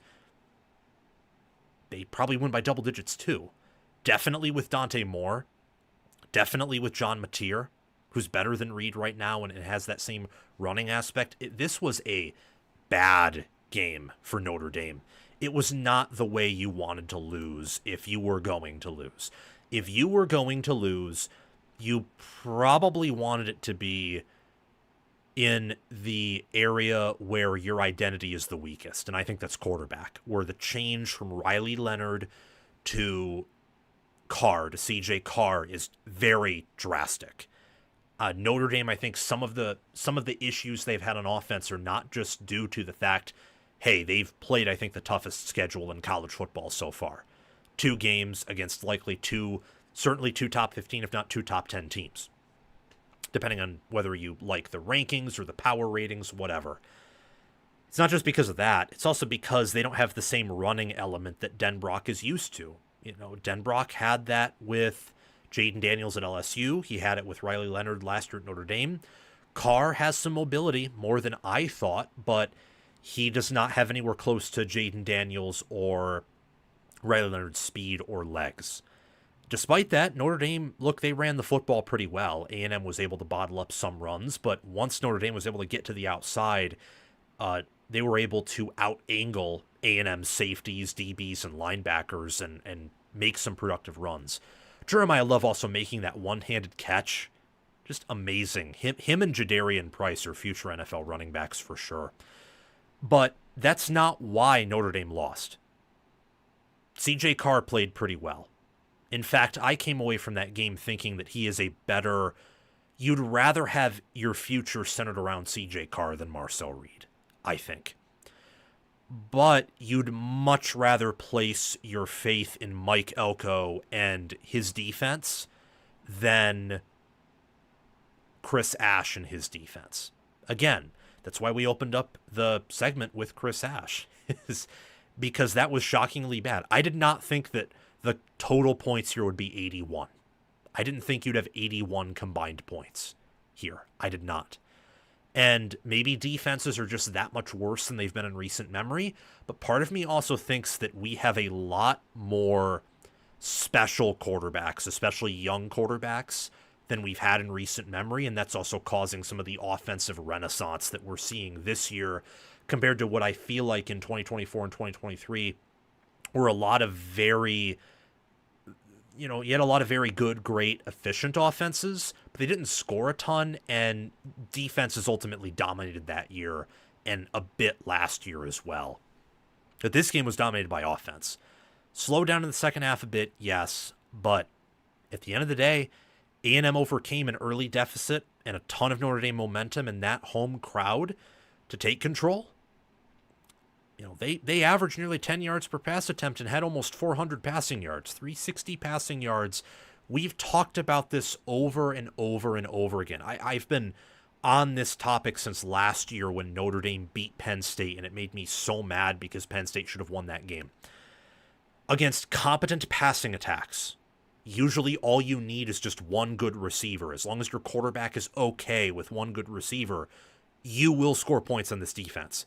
It is a Don Brown, we're going to man up on you, we're going to out-physical you, we're going to try to be smarter than you defense. If you check the basic boxes and have athleticism at wide receiver, you will beat this defense. And then at that point, it comes down to whether or not your defense can beat Notre Dame's offense and prevent them from slowing down the game and controlling it. That's what games against Notre Dame come down to. You're never going to out-effort Notre Dame. You're not. Freeman is too tough. He's instilled that toughness in his players. You are never going to beat Notre Dame in a fist fight, in a wrestling match in the mud, unless you are just that much better than them talent-wise. You are not going to do that. You aren't. Ohio State was the only team to do it in 2023. Some of Jim Harbaugh's Michigan teams certainly would beat Marcus Freeman's teams in that style of play, along with, Ohio State last year probably would have done that as well. They didn't, though. That was a game where Ohio State's offense dominating early is what won them that. But most teams will not do it. But how USC can beat Notre Dame and how they almost did last year is you shred that secondary because you have a talent edge with your wide receivers against their DBs. And when Leonard Moore was off the field, Christian Gray was at a time, it became very obvious that A&M's receivers were just going to gash anyone not named Leonard Moore at corner. And they even got a hold of Christian Gray, too.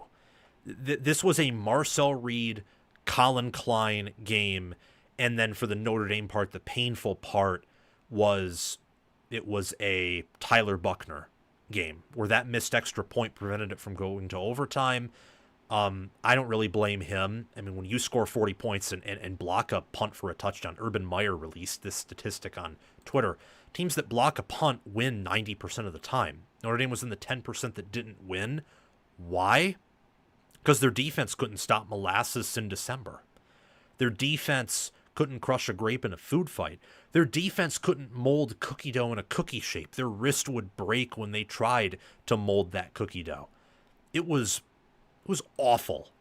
It was a disappointing performance for Notre Dame, and I can't remember the last time through two games a Notre Dame defense has looked this inept at pass defense. Notre Dame has had, Kyle Hamilton, Xavier Watts. They've been known for having really great, fantastic NFL defensive backs here. And I think they have one in Leonard Moore, but this secondary is not where it should be at. And I think that their defensive line and their inability to get pressure as they didn't get any sacks on Reed, had minimal TFLs. I think their defensive front's questionable too, and they've recruited well there. They have, but I think there are some staffing issues that I believe Notre Dame after this year will look at and adjust accordingly. Could be overreacting. If Notre Dame wins out, because in part of how good I think USC is, they'll get into the playoffs most likely.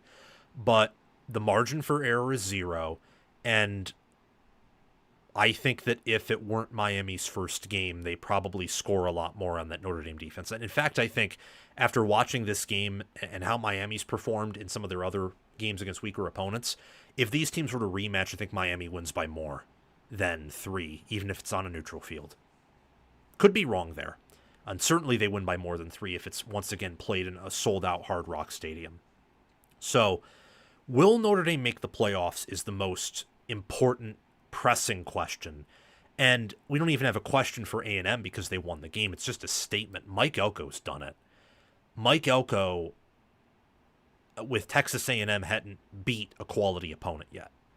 They hadn't won against a ranked, true contender yet, and they did.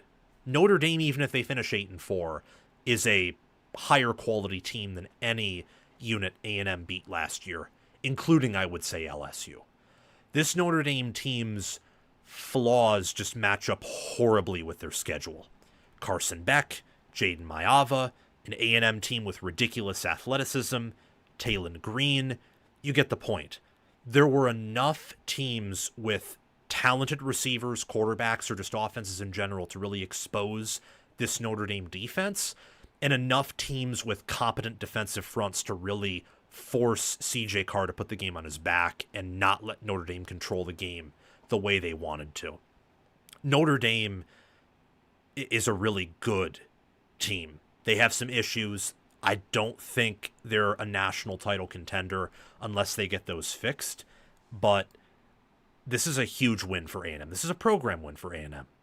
I would argue that Notre Dame last year, beating A&M on the road, and then after that NIU game, they won out. That was a program-defining moment where the players backed Freeman. Freeman was intelligent enough, smart enough to upgrade his staff, to rally the troops, to take every game seriously from that point, and that really motivated them. And then they won those 3 playoff games and played for a national title and nearly came back in that matchup. I think this is similar with A&M. I think so. A&M has quality receivers. It's Colin Klein's second year in the system. It's Marcel Reed's second year in the system. But, both QBs have potential. Reed, I think, is probably has a higher ceiling where he's at and with his skill set as a college QB than Carr does. Carr probably has a brighter NFL future. Both have really high ceilings. And Reed, I think last year was a redshirt freshman, I believe. Maybe a true freshman. I think redshirt freshman. I think this year he's a redshirt sophomore. CJ Carr's a redshirt freshman.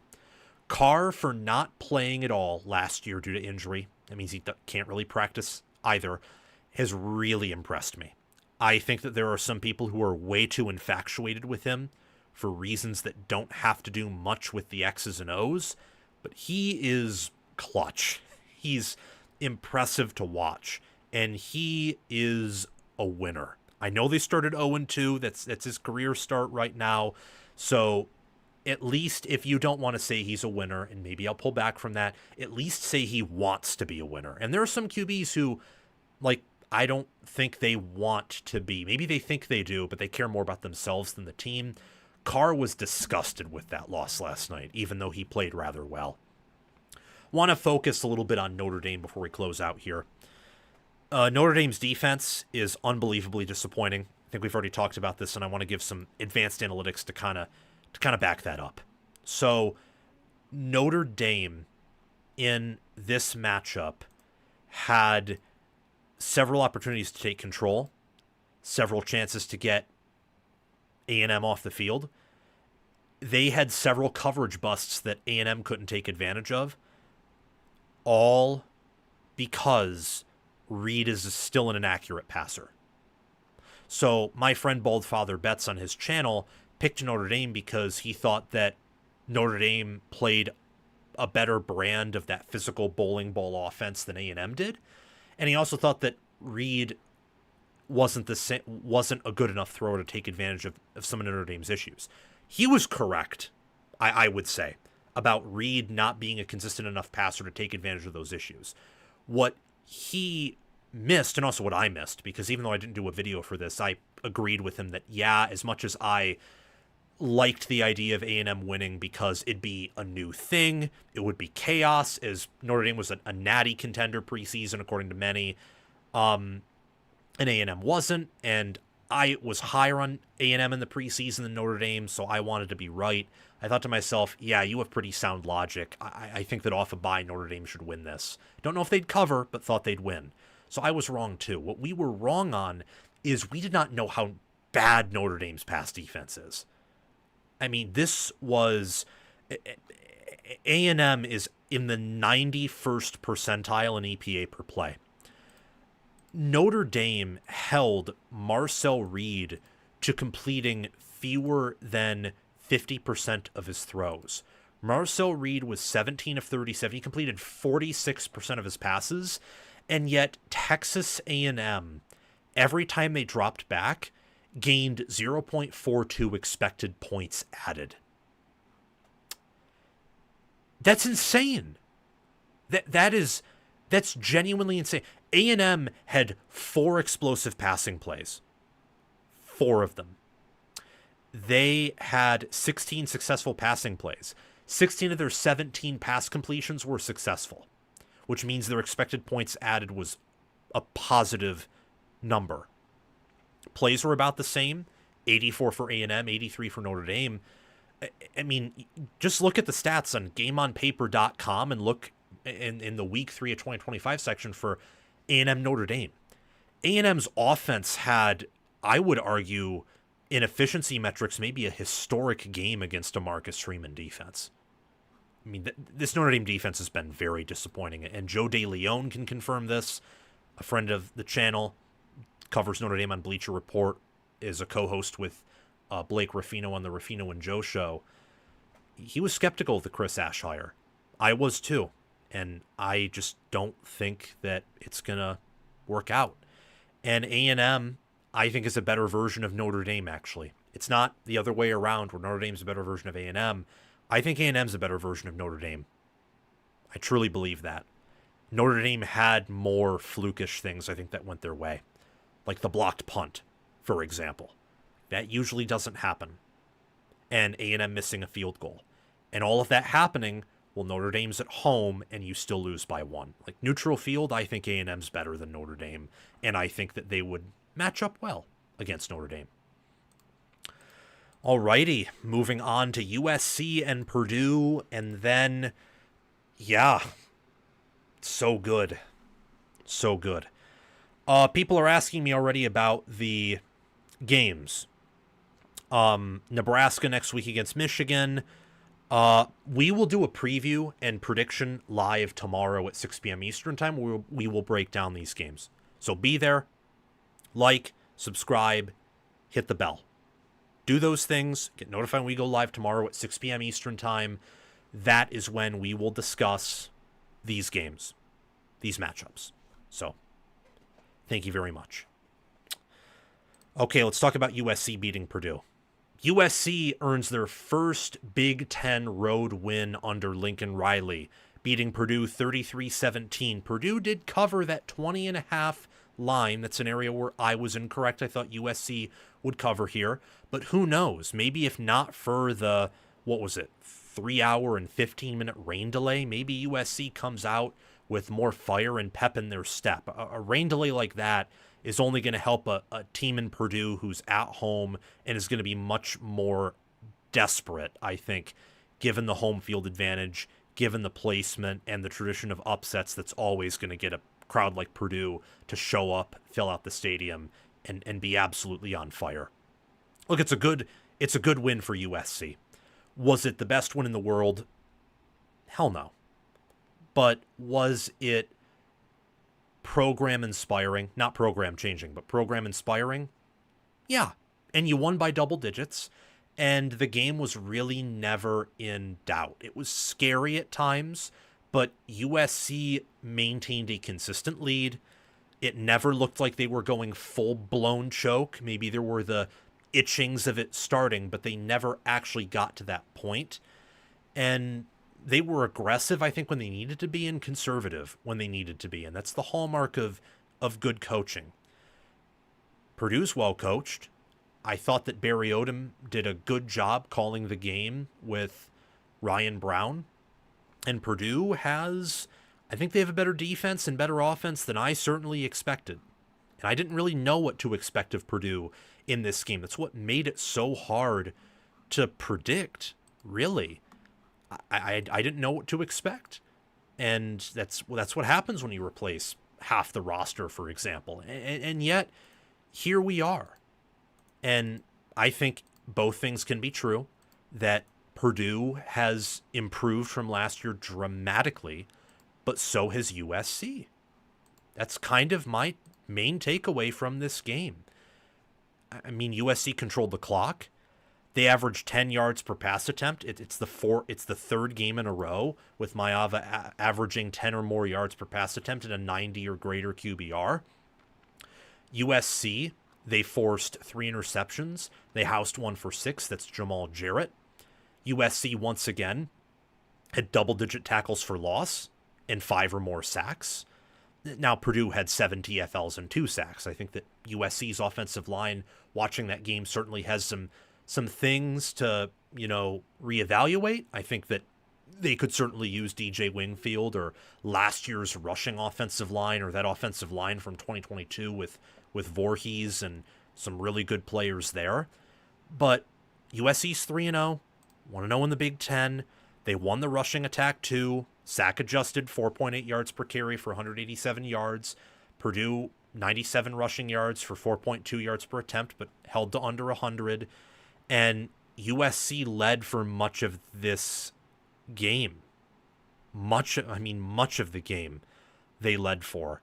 They were 4 of 13 on third down, not very good, but then 4 of 4 on fourth down. They were aggressive when they needed to be and conservative when they needed to be.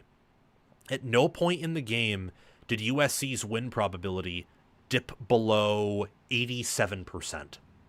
They were just in control the whole time. Again, the game was never really in doubt. At one point, USC led 20-3. The closest Purdue ever got was within 13. It's the closest they ever got outside of the beginning of the game. Although technically 10-3 second quarter when Purdue kicked that field goal. But still, late in the game when Purdue regained some momentum on that awesome, backwards pass to the quarterback to Ryan Brown with the offensive line in front of him, outside of when Purdue regained some momentum, USC was pretty much in control for that entire performance. It was a good effort. It was a good win. You return home to play Michigan State at 11 p.m. Eastern time, 8 p.m. Pacific time. And I think that USC, as I said in the preseason, they're a college football playoff team. I don't know if they're a national title contender. The advanced analytics would say so, but if you're a national title contender, you hope to beat Purdue by more than 16 points. But a win's a win, especially when last year you didn't win any road games in Big Ten Conference play. A win is a win at that point. So Purdue, I think they have a bright future ahead of them, at least relative to what they had under Ryan Walters, this time under Barry Odom. And USC is certainly a better team than they were last year. I think that's the biggest takeaway I can have from preseason research in the first 25% of USC's season. First Big Ten road win, USC is better. In fact, I would argue that they are better by 2 touchdowns relative to last year. Purdue is too. Purdue's probably superior by more than 2 touchdowns compared to what they were last year. I think last year's USC, if they played Purdue on the road, would have actually beaten them by probably 30 points. Even with USC's anti-clutchness, Purdue was just that bad last year under Ryan Walters, even though they had some really good players. Will Helt at Clemson, Cole Brevard at Purdue, Max Clare at Ohio State. Had some really, really good players. Ryan Brown, he looks much better this year than he did last year with the Boilermakers. So I think USC is clearly better. 2 touchdowns better, again. And so is Purdue. Maiava, I want to focus on a little bit more. Because Maiava, for whatever reason, and maybe it was the star rating, maybe it was because he didn't look so good last year when he filled in for Miller Moss, and then when he eventually started, part of me doubted his ceiling and ability to be really effective. I thought that he would be much better than he was last year and better than Miller Moss, but I kind of had him pegged as a top 20, top 15 quarterback and not much better. He has a 215.5 passer rating through 3 games, 6 touchdowns, a 94.3 QBR, which is first in America, 989 passing yards. He has 24 rushing yards and 2 touchdowns. He does not have the speed of Kyler Murray or Jalen Hurts. He's not Caleb Williams, like talent-wise, but he is better than I think a lot of people realize, better than I realized. So I'm going to come out and say right now that he's really good. He's impressed me. He's overachieved relative to my expectations. I want to see him in a bigger game against a better opponent. Michigan State should be significantly better than Purdue. Probably won't be a better test, though, given Michigan State's woes in pass defense and pass rush. So we may have to wait until Illinois, who they play in Week 5. That'll be a really fun game to preview because Illinois' defense is absolutely legit. That's one thing I can take away from watching their first 3 games. But Maiyava, I think, is a dog. I think he has that winning instinct in him. I think he's clutch. I think him and Riley have cleaned up their issues that they had last year, both Riley's play calling and Maiyava's propensity to turn over the football. I love what I'm seeing out of him. And USC's defense is physical. Jamal Jarrett's a big guy, and he can move that way and have the awareness to catch that ball in the air. And they fought. And when you force double-digit TFLs and that many sacks, you're doing something right. I really love what Lynn and Henderson and Ryan and Belk have done. I really love what they've done and how they've transformed this defense. It is so much better than the Grinch defense. Through, 3 games, let me see what USC is allowing in terms of points. They are allowing, 20, 13, 17. It's 50. 50 divided by 3 is just over 15 points. You had 16.7 points per game is what they're allowing through 3 games. 16.7. Last year, through 3 games, they were allowing just a little under that. But Michigan's offense is probably worse than this year's Purdue offense at the time that USC played them. Utah State was pretty bad, and LSU's was one-dimensional. And then in 2023, through 3 games, oh my gosh, this is insane. They allowed 52 points to San Jose State, Nevada, and Stanford, who as a collection are probably worse, or they're probably worse than Missouri. They're probably worse than Missouri State, Purdue, this version of Purdue at least, and Georgia Southern. So I'm impressed with what I'm seeing out of this defense for sure. And last but not least, to harken on my earlier point, both teams have improved. I think that both teams are undervalued. USC is only ranked 25th in the AP poll. From a resume standpoint, I get it, but I think from a power rating standpoint, they're a lock to be top 15 right now. And Purdue, I think with that effort against USC, given how good I thought USC was in the preseason, how I think these first 3 games have confirmed it, I believe that Purdue's going to upset someone on that schedule. They beat their FCS opponent. They beat Ball State. They beat Ball State down pretty good. I think Purdue is going to, I don't know who it is, could be Illinois, could be Northwestern, could be Minnesota, Rutgers. I think one of those 4 teams, they have a really good chance, and not just one of them, maybe even 2. They have a really good chance of earning an upset against. Both of these teams, their track record is that they are better than they have been in recent memory. Braum has shown Purdue can be successful.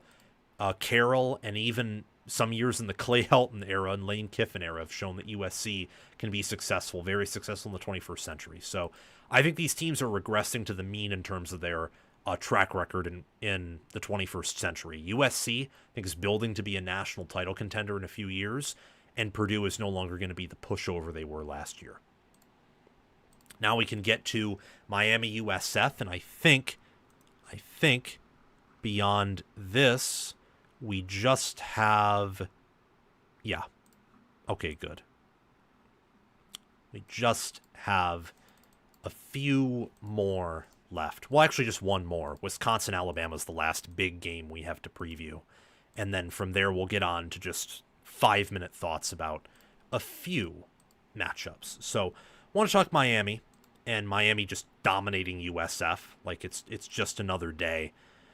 Saw this coming from a mile away.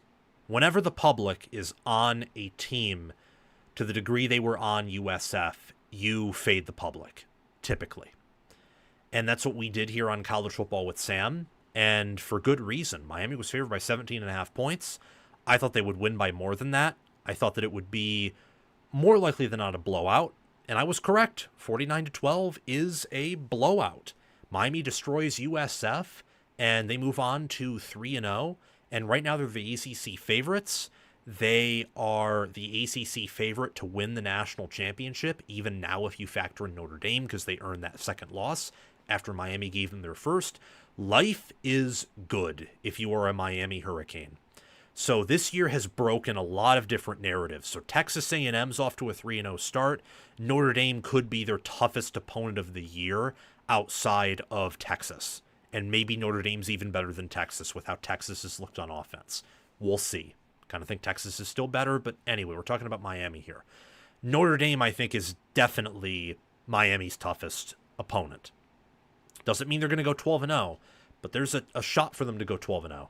And I think their odds of reaching the playoffs are very high. And I like this team more than last year's team. The offense, I don't think it's as good, but it's reloaded at a better clip than many thought, and even I thought. And I was high on the Hurricanes, picking them to reach the playoffs and play Clemson in the ACC championship game. Now I don't even know if they'll play Clemson in the ACC championship game.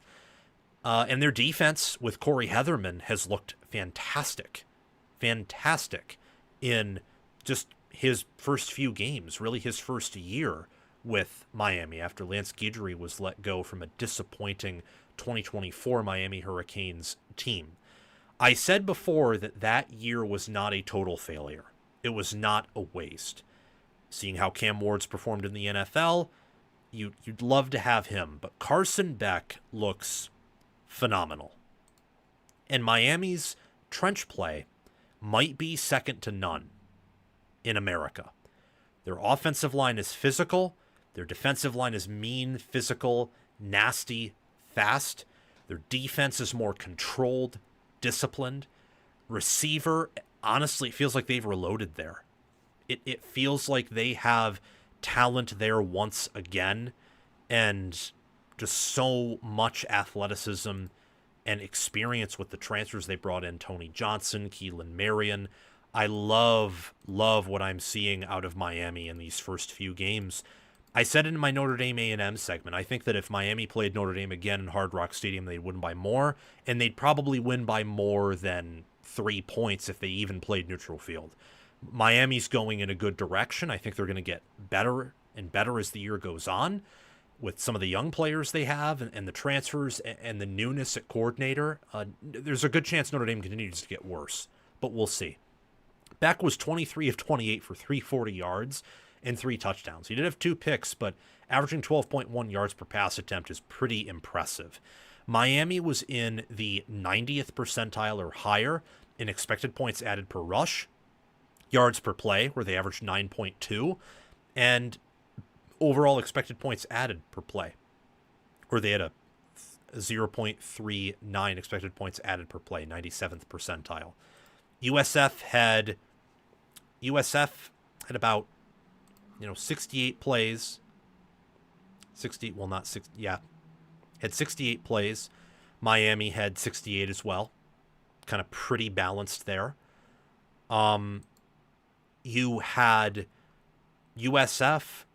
Look, they were able to have some success passing. They could not run the ball, though. Byron Brown had 13 carries for a whole 2 yards.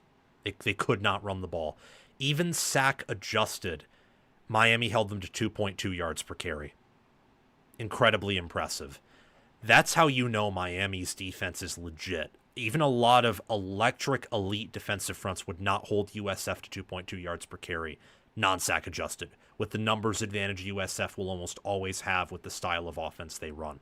Miami, meanwhile, had 209 yards for 5.6 yards per attempt in that 49-12 drubbing of a win.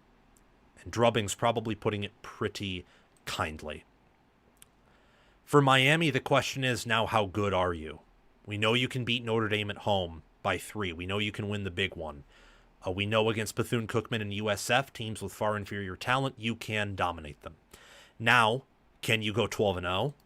Can you beat all the teams on your schedule and at that point Well, that may not mean you're a national title contender because the schedule's easy and Ohio State, Oregon, Penn State, Georgia, Texas have better rosters than you do. Talent-wise, Alabama does too. But we saw what happened against Florida State. We don't quite know how good Florida State is yet. But still, 12-0, with that schedule, you'd be a lock for the playoffs even if you win the ACC championship game, and that would be a step in the right direction.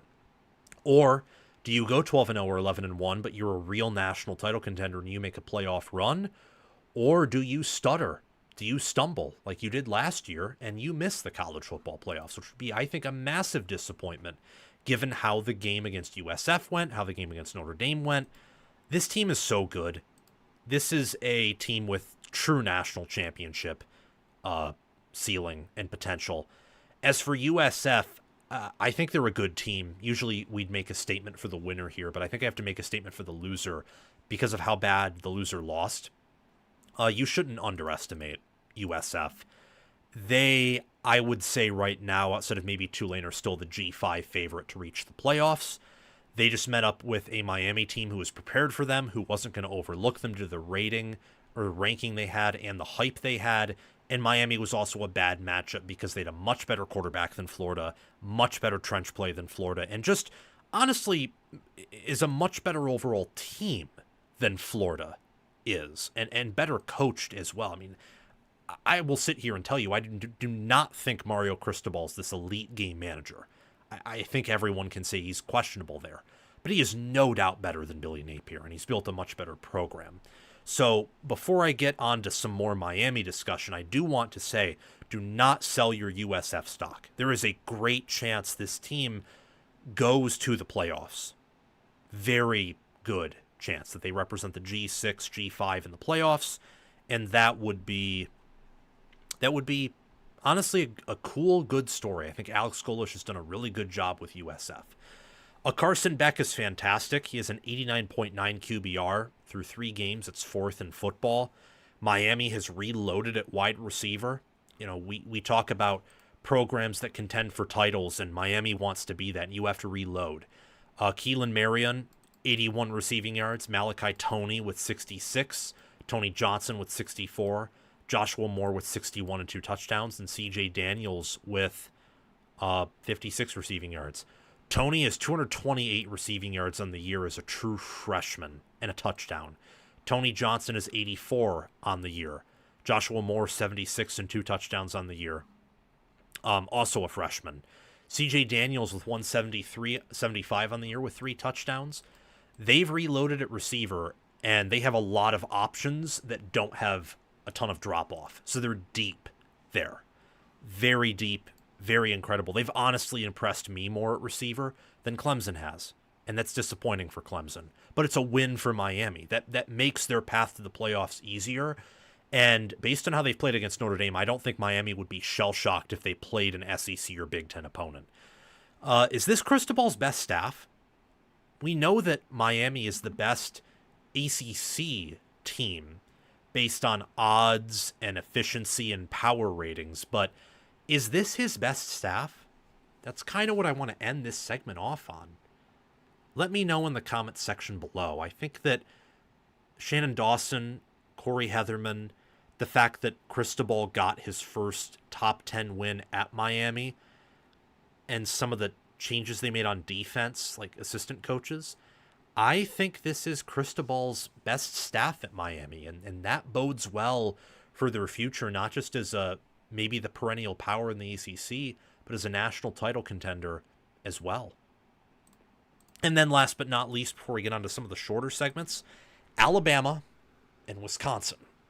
Oh, just got to get a big stretch right there. We're not going to spend too much time on this game because, I mean, this was a butt kicking is what this was. And I expected it to be. We predicted this to happen, but man, oh man, I did not think that Ty Simpson would look like Joe. I did not think that Ty Simpson would look like Joe Burrow. Didn't think that way at all. Alabama crushes Wisconsin 38-14, and honestly, the final score was not that close. It was not a 24-point win for Alabama. it was a win much bigger than that. This game could have easily been 38-0 before that final Jaden Ballard pass of 41 yards for a touchdown from Danny O'Neal, who Alabama's defense read him like a book. He is not their QB1. He's just there because Billy Edwards isn't totally healthy yet. They need Billy Edwards to start for them at quarterback, and they need that because I think there are some positive takeaways from Wisconsin, despite Alabama covering that 18.5-point spread and really putting a beat down on them. I think there are some positive things about Wisconsin, but you're not going to get that full package and full picture of the positive things, I think, until you get Billy Edwards at quarterback. So Wisconsin won the clock, but not by much, and plays were about equal.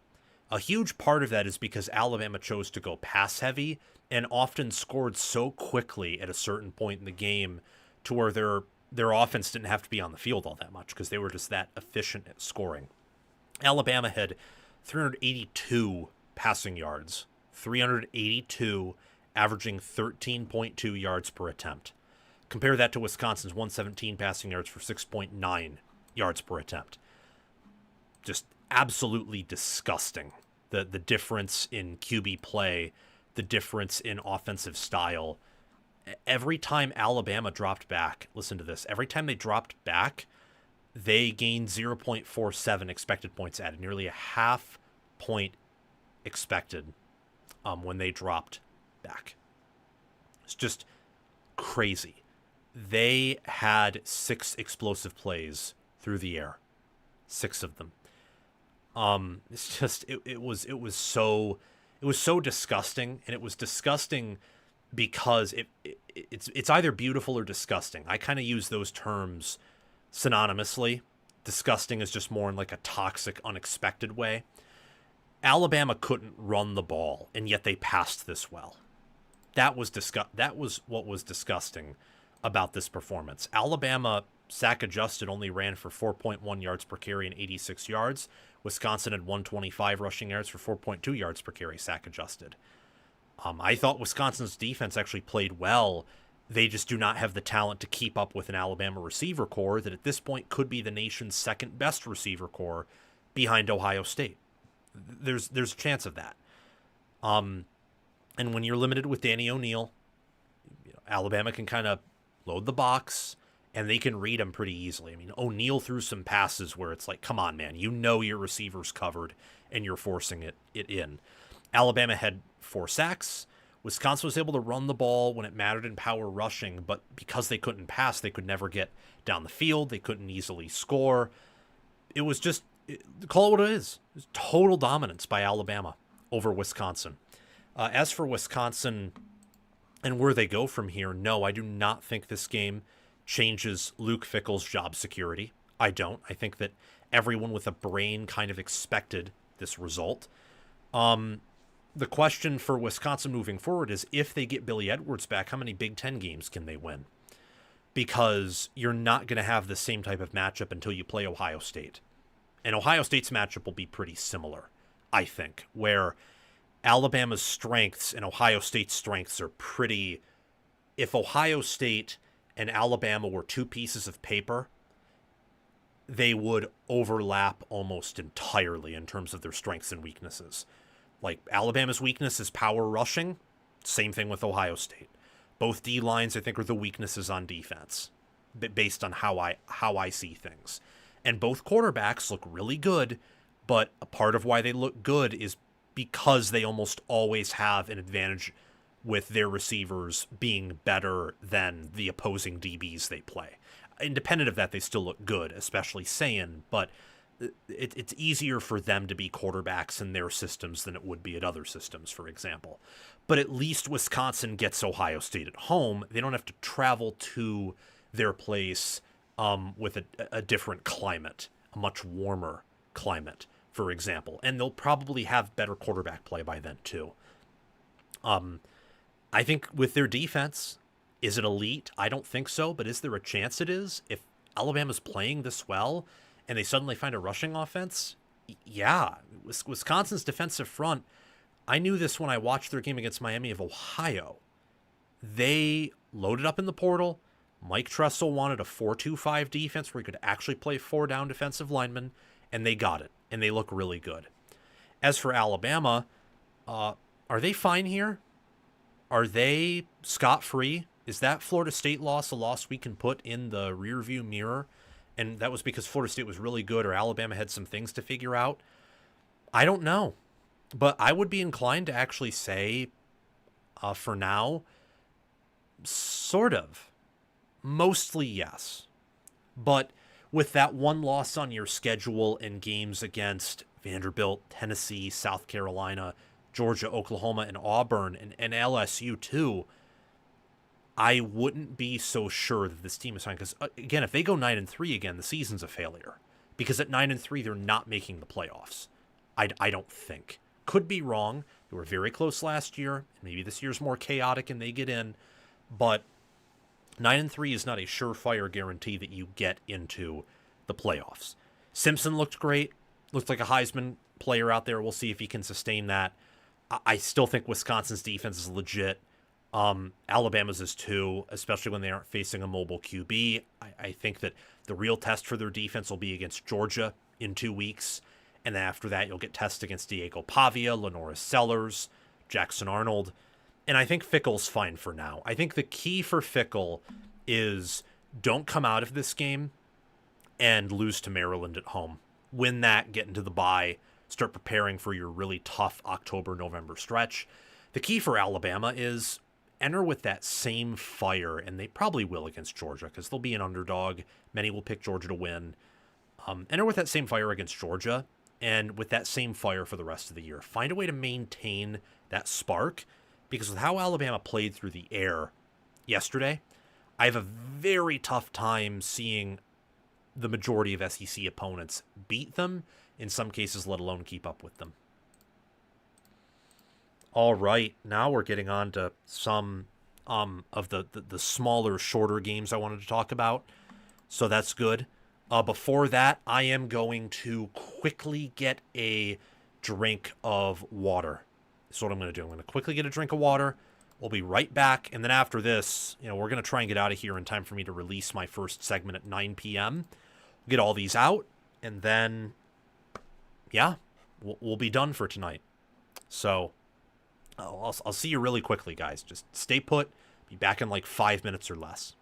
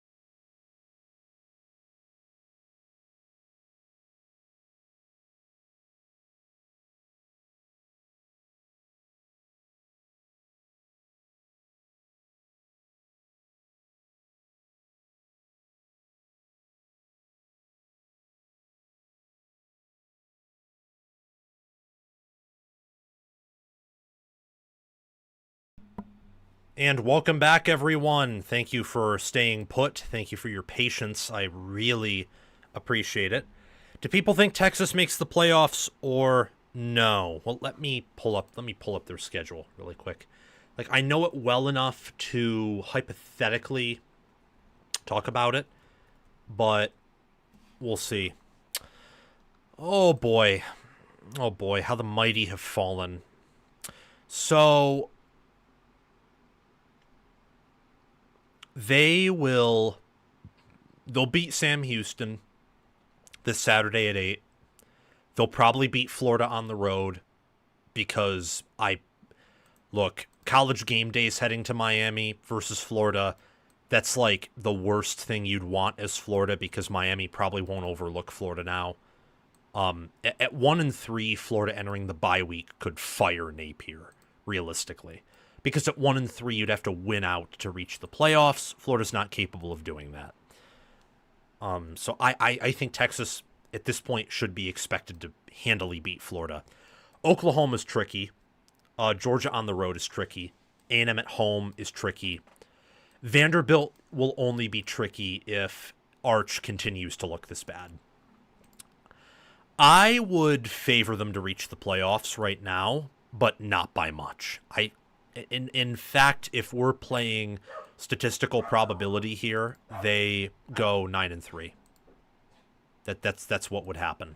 In terms of statistical probability, they would go 9-3. But 9-3 Texas could very well reach the playoffs. So let me that'll be a topic of discussion. We're actually going to discuss Texas here in a few minutes, but I really want to get to these games so I can get out of here, edit some things, and then get working on my previews for tomorrow. Michigan crushes Central Michigan, and Bryce Underwood looks like an elite quarterback in only his third game as the Wolverines win 63-3. This was a game that I wasn't expecting and that I was very impressed by. I thought that Michigan would probably cover the 3-4 touchdown line, but not by much, and I wasn't very confident. But Underwood put up 349 total yards of offense and had 3 touchdowns. Michigan almost ran for 400 yards. They had 390 yards for 7.5 yards per carry, and they had 8 rushing touchdowns, 2 for Underwood.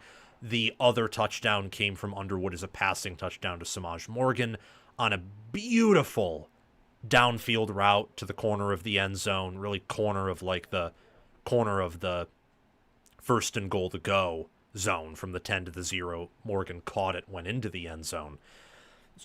It was a phenomenal display of offense, and the defense looked really good too. This Michigan team, I know it was against CMU, is a bad team, but in 2021, when Michigan beat NIU the way they did and beat Washington and Western Michigan the way they did, even though they were obviously very limited, it was clearly in the fashion that a good team would win that game. And that's how Michigan won here. And that's very important. It's impressive whenever you hang 63 points on a team, especially in the way Michigan did, where they, especially in the second half, really imposed their will running the ball. Again, Central Michigan. Gosh, gotta edit that out. Make note. Make sure I edit that out of the. Yeah, that was pretty bad. Anyway, Michigan looked like a near elite team, and the reaction from FPI reflects that, as Michigan, get this, according to ESPN's FPI, is the 10th best team in America. It's crazy. I think that's probably too extreme of a reaction. Could be an overreaction. They went up 19 spots, but it's also understandable because a lot of teams have looked sloppier than that against similar or even worse competition. Think about Oregon. Oregon scored, I think, in the 60s against Montana State, but allowed 10 or more points. Now, Montana State might be better than CMU. Who knows? But it was still an impressive performance here. I loved what I saw out of Michigan. The question is, can they replicate this? Can Michigan replicate this when they play in 6 days against Nebraska? Can they replicate that type of game instead of winning by 60 points because Nebraska's actually a good team? Say you win by 3 or maybe 4 touchdowns. Or maybe you win by less, but you still win. If Michigan puts that effort up against Nebraska, just given what we know about both of those teams, they probably win that game even if Nebraska plays their A-plus game. Michigan, keep in mind, missed a field goal from Zvada, which is concerning that he's missed 2 so far. And both were not on bad snaps. They were both on him. And yet, despite that, they scored the way they did and had the effective, efficient offense that they did. Michigan, every time they dropped back, even with the receivers they have, they averaged 0.52 expected points added per drop back, 91st percentile. They had an EPA per rush of 0.31, 90th percentile. Their success rate on offense was 64%. Central Michigan's success rate was 26%. Michigan forced 6 TFLs and 3 sacks. They had as many sacks as Central Michigan had points. So there's not really all that much to say about this game other than the fact that if Michigan plays like this, no, they're not going to beat all their opponents by 60, but there's a good chance they could make the playoffs. They could make it to Indy. Maybe they could even win in Indy, depending on the matchup they get. Maybe they could even win a playoff game or 2. Again, if they play like this. And Underwood, I think, has been getting better and better in every game. This was his best game, even factoring in this was probably the worst opponent and worst coach team he's faced so far. He had over 100 rushing yards, 349 total yards. Hogan Hansen and Marlon Klein each had some amazing catches. And Elijah Dotson, a teammate of Bryce Underwood's at Belleville, originally committed to Pittsburgh, but then went to Michigan. He got a pick. And other young players shined. Michigan had several players in their 2-deep or beyond. So Jasper Parker, Bryson Kuzdal, even freshman wide receiver Andrew Marsh all had rushing touchdowns. And you also got to see Channing Goodwin get action. Andrew Marsh had a 30-yard reception. Samaj Morgan had probably one of the better days of his career, which hopefully he has better games than that. You got Jaden Mangum involved, and keep in mind Giovanni El Hadi and several others were held out of this game, but mostly El Hadi, the most notable player. Michigan was playing a bit thin in their 2-deep and put on this performance. So that's impressive. It's something to keep in mind as Michigan goes forward, especially if they can get those healthy players back and play at this level of efficiency. How high is Michigan's ceiling? Regular season-wise, I'd say limitless. Regular season-wise. I still question this team's ability to win it all. Their floor, though, we saw Oklahoma, we saw bits and pieces of New Mexico. You got to make sure you play with the same level of intensity because on the rest of your schedule, with a few exceptions like Purdue, Northwestern, and Maryland, and maybe Wisconsin, depending on certain things with both Michigan and the Badgers, you're not invincible. You're not. You have some more guaranteed wins banked into your schedule, but you want to go 10-2, 11-1, maybe 9-3, depending on how your opponents play out. Anything less than that's unacceptable. Okay. Oh, that was a really weird transition, but thankfully it wasn't thankfully it wasn't in a segment, so it didn't really mess anything up. Nebraska crushes Houston Christian as expected. 59-7, Matt Rule once again covers the spread, once again is very interested in making sure that Nebraska is known, that his players are giving all of their effort. They couldn't quite get the shutout due to a busted run play on the ground, but when you win by 52 points, and that was really a garbage time touchdown from Houston Christian anyway, is there much to complain about? I don't think so. Raiola and TJ Lateef played perfect games. In fact, TJ Lateef played so well that there are people apparently calling for him to start over Raiola, which is, you should be deported if you think that way, but that's beside the point. Lateef looked really good, and that's encouraging because Raiola isn't going to be around forever.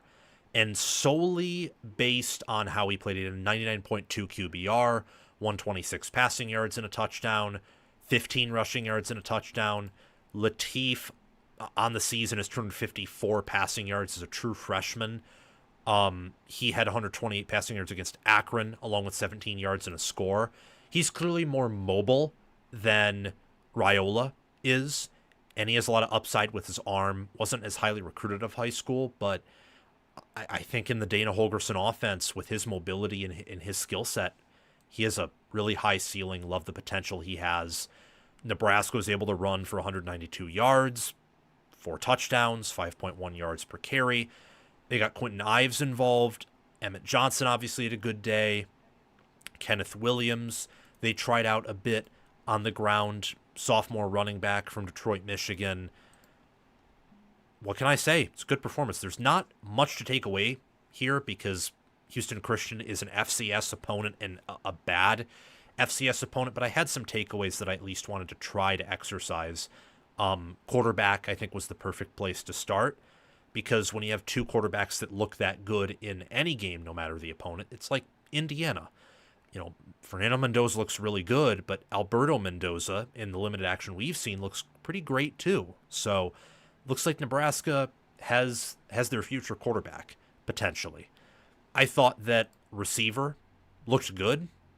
They have really good hands, and their speed is electric. Nebraska has not had that speed at wide receiver in quite some time. I mean, that one play where it was an RPO or a play action, I don't know if it's RPO or play action, probably an RPO, and Houston Christian safeties bit on it, and Raiola just zips it to Dane Key, 39 yards for a touchdown. That was a wow. Raiola isn't just a great passer of the football, but he has a potentially elite wide receiver in Dane Key, who on the year's racked up 190 yards and 3 touchdowns already. And they haven't used him to his full potential, and I think they will as the season goes on, and Holgorsen gets a bigger and better command of the offense. That was a really inspired play and effort by the receivers and quarterbacks. Clearly a position where Nebraska's upgraded. Clearly one where they saw their issues last year and they fixed them. Now, an area where, before I move on to the one negative, I think the backups looked good. Ives, Latif, Cortez Mills, young receiver. Backups looked good, and this team is definitely, I would say, rules best. One problem I have with Nebraska, and this has a little bit to do with the busted play, a little bit to do with the fact that Nebraska, as we saw against Akron and here, didn't really dominate in the trenches. It was more of, we won in the trenches and we're more athletic than you, so combining those things, we're going to beat you on the ground. They do not have dominant lines of scrimmage. The O-line, I think, is about the same or maybe even a little bit worse than I expected. They have good players there. Rocco Spindler, Henry Lutovsky, Justin Evans-Jenkins, Gunnar Gatula. Their O-line is Matt Rule's best, and Nebraska's best in a minute, but that's not saying much because they have not had good offensive lines for a while. It's going to take a little bit longer for Nebraska, I think, to have that great offensive line that they're searching for, just the way they recruit and develop, and the fact that they started off very low on the O-line when Rule took over. Just don't quite think they're there yet. And then defensively, we knew this against Cincinnati. They haven't played anyone since Cincinnati, so there shouldn't be any false sense that because Nebraska held Houston Christian to 93 yards, and honestly, Houston Christian had more than 100 if you take out the sacks. That shouldn't be encouraging. Same with Akron. Houston Christian, I think, against Nebraska's backups was actually able to get some push, and that should be concerning as entering Big Ten play. You're going to have to rotate, and you're going to have some guys probably get injured on defense or somewhere, and you'll need to next man up it. And, Nebraska's not Ohio State, where Ohio State can go from having a great O-line last year to just an average one, and they have the defense and receivers and quarterback and just really everything to work around that. Nebraska doesn't have that type of depth or that type of upside at different positions. They just don't. So it's important they improve, and this week against Michigan is going to be a big test because Michigan's O-line looks like it's found some juice after getting kicked around by Oklahoma. And while their D-line isn't all that good in pass rush, I think it's still a near elite or elite run defense line. So Nebraska's going to be tested in that game against Michigan. Game I'm very excited to do a preview and prediction on. Make sure you hit the notification bell so that you can get notified when I release that. But I was impressed with Nebraska. I think they're Matt Rule's best team ever with the Huskers. All right, Indiana. See, this game, I'm actually going to give you a hint for those of you who are watching right now. How do I put this? I think Indiana beats Illinois. Let's just put it that way. It's not because of this game either. I've held that opinion for ages. But I think they get it done. I really do believe that. But let's talk about it because we got more things to do, and I have things to do. Indiana looked like an elite team in that 73-0 win over Indiana State, where when you win by 73 points, that's fantastic, especially when 66 of those points are scored in 3 quarters, and you had a chance to make it 52-0 before the half, but elected to be good sports and took a knee. And I don't know if Indiana's using the full playbook yet. I don't know if they've had to. So am I saying this team is a national title contender? No. Am I saying this team is a really good chance of being better than last year and therefore playing in a more competitive fashion in big games? Yes. Now, have they played anyone of note? No. But they didn't last year early, and you could tell from their first 3 games that they were probably better than their preseason win total suggested. And then as they got into conference play, even against weaker opponents, the way they played again suggested, yeah, this is a top 25 team. This is a legitimate team. And Indiana is I think they're a wagon. I know they only beat Old Dominion by 13, but that game was never really in doubt. It really never was after Indiana scored to match Old Dominion's early touchdown. Outside of really 2 plays, Indiana dominated that game. I mean, man, their offensive line looks so good. It's a big unit. It's a physical unit. Indiana's averaging, I think, 307, 308 rushing yards per game, doing it with multiple running backs. Mendoza's involved a bit, and that adds a really key element because defenses at some point, I think, were expecting Curtis Work to run with Indiana last year, but as they figured out he wasn't, it made it easier to defend Indiana's offense. You can't do that here. Mendoza's willing to run the ball, willing to be a part of, the full RPO, not just handing it off or passing it, but also taking it off and running if need be. Adds a different element to the offense, and the O-line, I think, is bigger, stronger, and also deeper than it was last year. Indiana looks more athletic, and this is assessing who they are right now through 3 games as to who they were last year. And you can say they haven't played anyone, but last year they didn't really play anyone until they played Nebraska, and then they didn't really play anyone of top 25 caliber until Michigan and certainly Ohio State. So I think we can already make comparisons to last season's team, and I think there's a really good chance this team is better. They don't have the same floor at quarterback. It's a little bit lower, but they have more upside there, and I think they have more upside at essentially every position there is. They dominated Indiana State. They dominated them in such a fashion that FPI said, I don't care that this is an FCS team. We're boosting you. It's the same way that they dominated Western Illinois last year, but I think that the way they did it this time was more impressive because they didn't score 21 points in the 4th quarter to run up the score, and they also didn't allow Indiana State to really get past midfield. They didn't. For much of the game, I think until the 4th quarter. Again, I don't even know if they ever got past the midfield. Actually, let me look. Did they ever get past it? They did in the, what is it?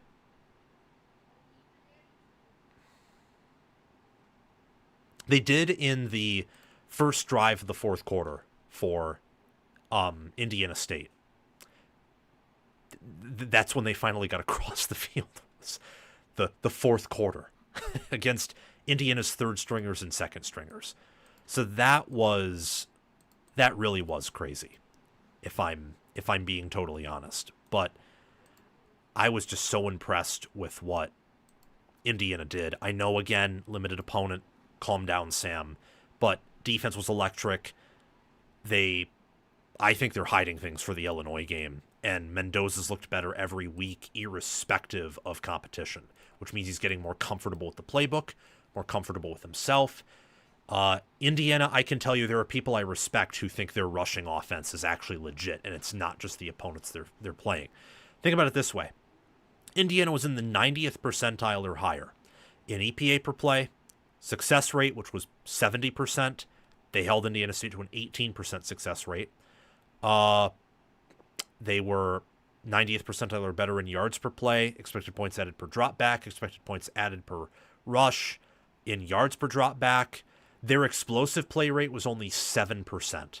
Indiana's was, which was 37th percentile, not great. In fact, below average, but not bad.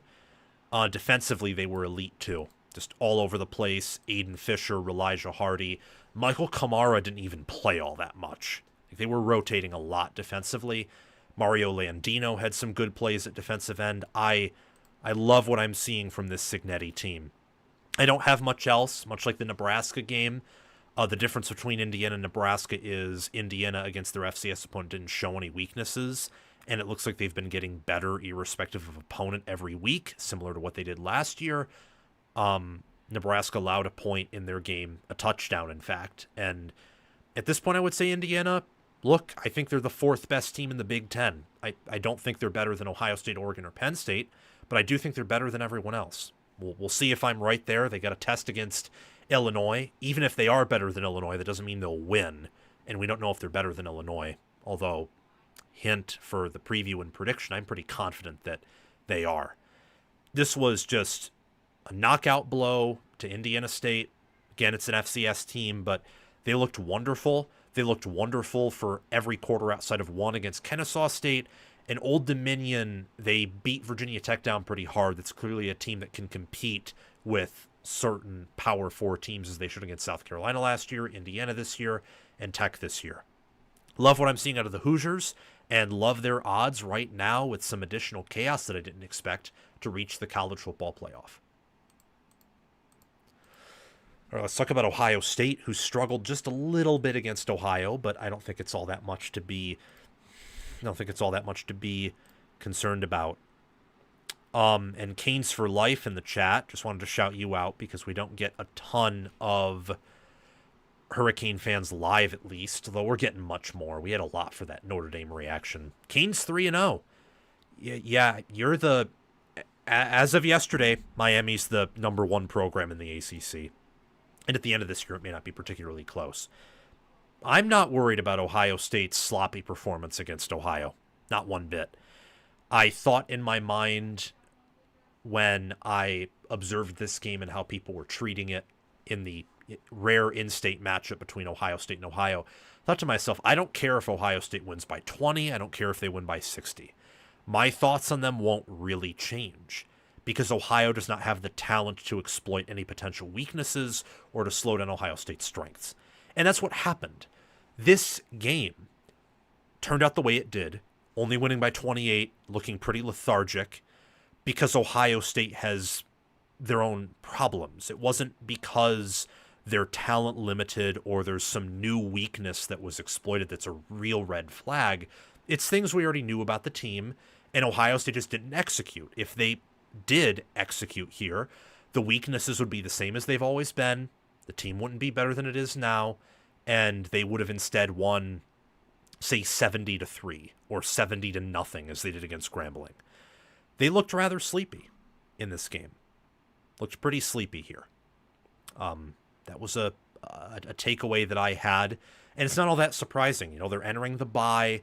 They're preparing for Washington probably already. I imagine Day and the staff are doing that. And this team, look, we saw how they looked against Texas. and how they beat Texas. And we know who Texas is now. Texas's offense is like Penn State's is slow and it has issues, but Penn State isn't revealing the whole playbook, and Aller is flukishly bad. So I think Penn State's offense is much better than the advanced metrics advertised. We'll see on that, though. I think Ohio State's right now is probably a little bit better than the advanced metrics advertised. Texas's offense, in truth, is bad because of Arch Manning. We saw against Ohio State that even though Patricia called a really good game, outside of that, Manning couldn't really throw the football in the ocean until the fourth quarter. And that struggle continued against UTEP and to a lesser degree against San Jose State. So I just, again, this team is not better than last year's team. Ohio State's reloaded in the traditional sense of you're still contending for the same goals, but this team is in no way better than last year's team power ratings-wise. Last year's team would handily beat this year's team. They could run the football better. They did a much better job at stopping the run. They had a better passing attack. I know Sayans hit the downfield ball more, but I think that has more to do with Ohio State wanting Sayin to get comfortable and them knowing from the get-go that Sayin's talented. I don't exactly know if their staff knew that Howard had the deep ball that he did by the end of the year. Also, it's a difference in play calling. Chip Kelly wants to run more, tear apart defenses slowly, be more methodical. Hartline is a new play caller and a wide receivers coach, probably really wants his guys involved. So that's really my takeaway. It's just I haven't learned anything about Ohio State other than what I learned in the preseason. It's the same for a lot of these teams. I'm not concerned one bit. And to those of you who are, I would caution you by saying that I've watched Ohio State look sloppy against Indiana or sloppy against Youngstown State or last year sloppy for a half against Akron and really bad against Nebraska and Michigan. I've watched them give up a bajillion points to, Michigan in 2021, although that's a big-time opponent, not Ohio. Don't know why I put that in there. I'm trying to find different examples of when I've watched Ohio State struggle and people panic and thinking, no, they're fine. Like they're still a top 3, top 4 program in football at worst, number 1 at best. And I think as of right now, how they won the title and how they've opened up the year, they're the number 1 program in football right now. I'll say it. I'm not concerned. There's nothing to be outraged at here. I mean, Sayin looks great. He's not perfect, no, but that's because he's young. He's young, and when the talent doesn't, fully blow open the opposing defense, he has some struggles, but that's expected. I mean, when you average over 10 yards per attempt and have 3 touchdowns and have a QBR that's close to top 25, that's good. The only major takeaway I have is that Bo Jackson's running back 1. He just has a different vision, edge, burst, and speed that Peoples doesn't have. People were saying that Peoples looked like J.K. Dobbins. That was insane. Bo Jackson actually could be that type of back. Peoples is just not. And Donaldson's a power back. Donaldson to Ohio State is kind of a Walmart version of what Hassan Haskins was to Michigan. That's kind of who he is. Like good, reliable. He will get you touchdowns. He's a great college back, but Ohio State wants to hit more of that big play run rather than be super methodical on the ground, just knowing what I know from watching Day for several years now. Jackson is that back, and pairing him with Donaldson would be an epic, very useful Swiss Army knife, diverse 1-2 punch backfield. As for the red zone issues here, look, they don't have Will Howard. So your starting quarterback, he can't run the way Howard can. He can't be used in the red zone. So that takes an element away from the offense. And the interior offensive line, look, the offensive line overall for Ohio State's good. I've always maintained this point. It's good, could be great. It's not an elite unit. Their pass blocking is wonderful. Their run blocking looks good, although it's against inferior competition. And you also have to keep in mind that Ohio State's offensive line will almost always face not a loaded box. They will almost never face a loaded box because of the receivers they have until you get in the red zone. And what did we see yesterday? And even to a certain degree against Texas, where they had to go for it on 4th and goal. They got it.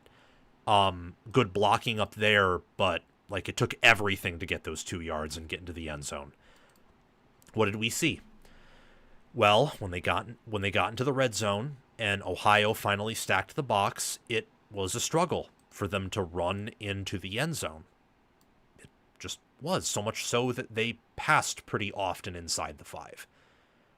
That's because they have limitations there. Like that interior O-line is not like some of Notre Dame's past interior O-lines that are full of NFL players, like Zach Martin, for example. That's not what this O-line is. This O-line is a near elite pass blocking unit that's probably good enough in run blocking. This is not an O-line that can run it 40 times in a row, 50 times in a row, or 30 times in a game against a quality defense and expect to control them. That's not what this offensive line was. Last year's wasn't. The running backs just made it look like it could be. But last year's, after the injuries, it was not that either. And Ohio State, they don't need that to win. This is the offensive line they need to win. The natty and win games. Is you protect Sayin, which Ohio never got pressure on Sayin. You protect him, you give him time, and you're good enough at run blocking to keep defenses honest. That is what this unit is. So I'm not concerned even with some of those issues. Like that's kind of who I thought Ohio State would be this year at their worst is what they showed. So I'm not concerned. It wasn't worse than I thought it could be. The fact they responded in the second half and made several big plays, it's like, okay, the game was never in doubt. The only other question I'd have for Ohio State is about the defense. It's definitely a top 15 unit, probably top 10. The only reason I say it's definitely not top 10 or top 5 is I'm very skeptical about what Texas's offense is. I mean, Texas is not hiding their playbook. They are running complex routes. They're trying to hit guys deep, and they can't do it. They can't. Like, they literally can't do anything. Because Manning is a quarterback who, somehow, some way, has the ability to throw 10 straight incompletions against UTEP. So, just as a cautionary tale, I think Ohio State's defense is great. It could be elite or near elite. It's not going to be worse than good. And I think the Patricia hire, as I said in the preseason, will pan out. But we do not know if this defense is the 10th best or the best. We don't. In fact, ESPN's efficiency metric says this defense is the 12th best. They're actually somewhat low on this defense relative to probably what a lot of Ohio State fans or analysts think. A lot of people still subconsciously in their head think that Texas's offense is good because they listen to the hype and then they watch the Ohio State game thinking Ohio State's defense was just the best thing ever or close to it, at least with the game Patricia called. And then they didn't watch a lot of UTEP versus Texas or San Jose State versus Texas because the casual fan and even some diehard fans don't do that. I watched those games. I also watched Ohio State, Ohio, and Ohio State Grambling. There's a lot about these teams we don't know yet. So outside of Ohio State being a top 5 team, that I think I know for sure, I don't know much. So don't be concerned. Relax. This team's a national title contender. Day is one of the best coaches in college football, commands the number 1 program in football. You have the best receivers. You have a near elite QB. Your Austin Sierreveld is awesome. Your offensive line is good. Your linebackers are elite. Your secondary is elite. And Caden Curry looks good. Like, calm down. It's okay. Okay. Speaking of Texas, now we got to talk about Texas. So Texas beats UTEP with an F-tier game. This was one of the worst offensive performances relative to preseason expectations that I can remember. Arch Manning, I don't know how to tell you. I don't know what to tell you. But I didn't exactly buy into the idea that he'd be the best quarterback preseason, but I did have him top 10. I do not know what to think. I have no words to explain this. I mean, with Penn State, I can at least rationalize that they haven't played anyone of consequence, and they're clearly not hitting guys downfield. And when they do, they usually hit them at like a half rate, which is pretty good. And when they execute a 2-minute drill, Aller looks pretty good. I can at least rationalize some of Penn State's offensive struggles. And I think that those rationalizations are correct. Not a Penn State fan, by the way. With Texas, I cannot rationalize this. Especially since Manning, from a high school recruiting standpoint, is viewed as better than Drew Aller. Especially when Texas recruits at a better level than Penn State, and preseason had better odds to win it all. I don't know what to say. What is there to say? Arch Manning had, at one point, I think 9 or 10 straight incompletions. Texas, you know what Texas, we have talked about in this show, expected points added per play. Every single, or most segments. You know what Texas averaged? Negative 0.12 expected points added per play. They were in the lowest quantile, or technically second lowest, but very, very close to being in the lowest quantile. So the lowest 25% of expected points added per play in terms of, groupings. With the talent they have, that's disgusting. And it's against I bet you someone scored more on UTEP than Texas did. And Malachi Nelson, overrated 5-star, had a better game than Manning with far inferior talent. Yeah, Utah State scored more on UTEP than Texas did. UT Martin only scored 10 fewer. And again, I don't think Texas is hiding their playbook. They have no incentive to. They've played Ohio State. They showed things in that Ohio State game and showed things against San Jose State, I think, to get Manning comfortable that are their offense. I don't think they're hiding anything for Georgia. Maybe they are for Oklahoma.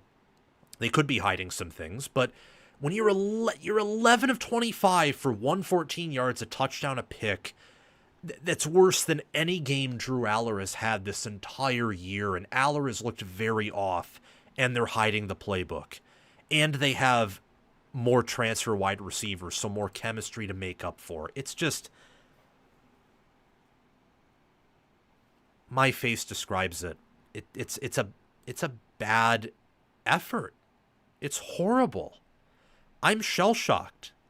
I don't really have many words to describe my reactions to this. I don't understand how Manning is that bad. I mean, this is so toxic. Every time he plays, every pass he makes it actually look like he played all right against Ohio State. Because we know Ohio State's defense is great. In fact, it's more likely to be near elite than just great. It's probably a top 10 unit. So the fact he even managed to get a passing touchdown and complete more than 50% of his throws with how much he was dirting it in that game might actually be impressive relative to who he is. And he's not injured.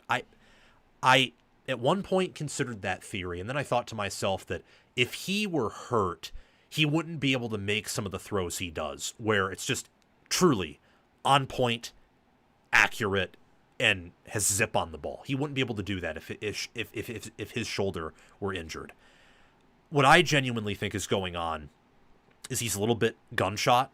He's a little bit broken from probably that initial game, and maybe the hype got to his head.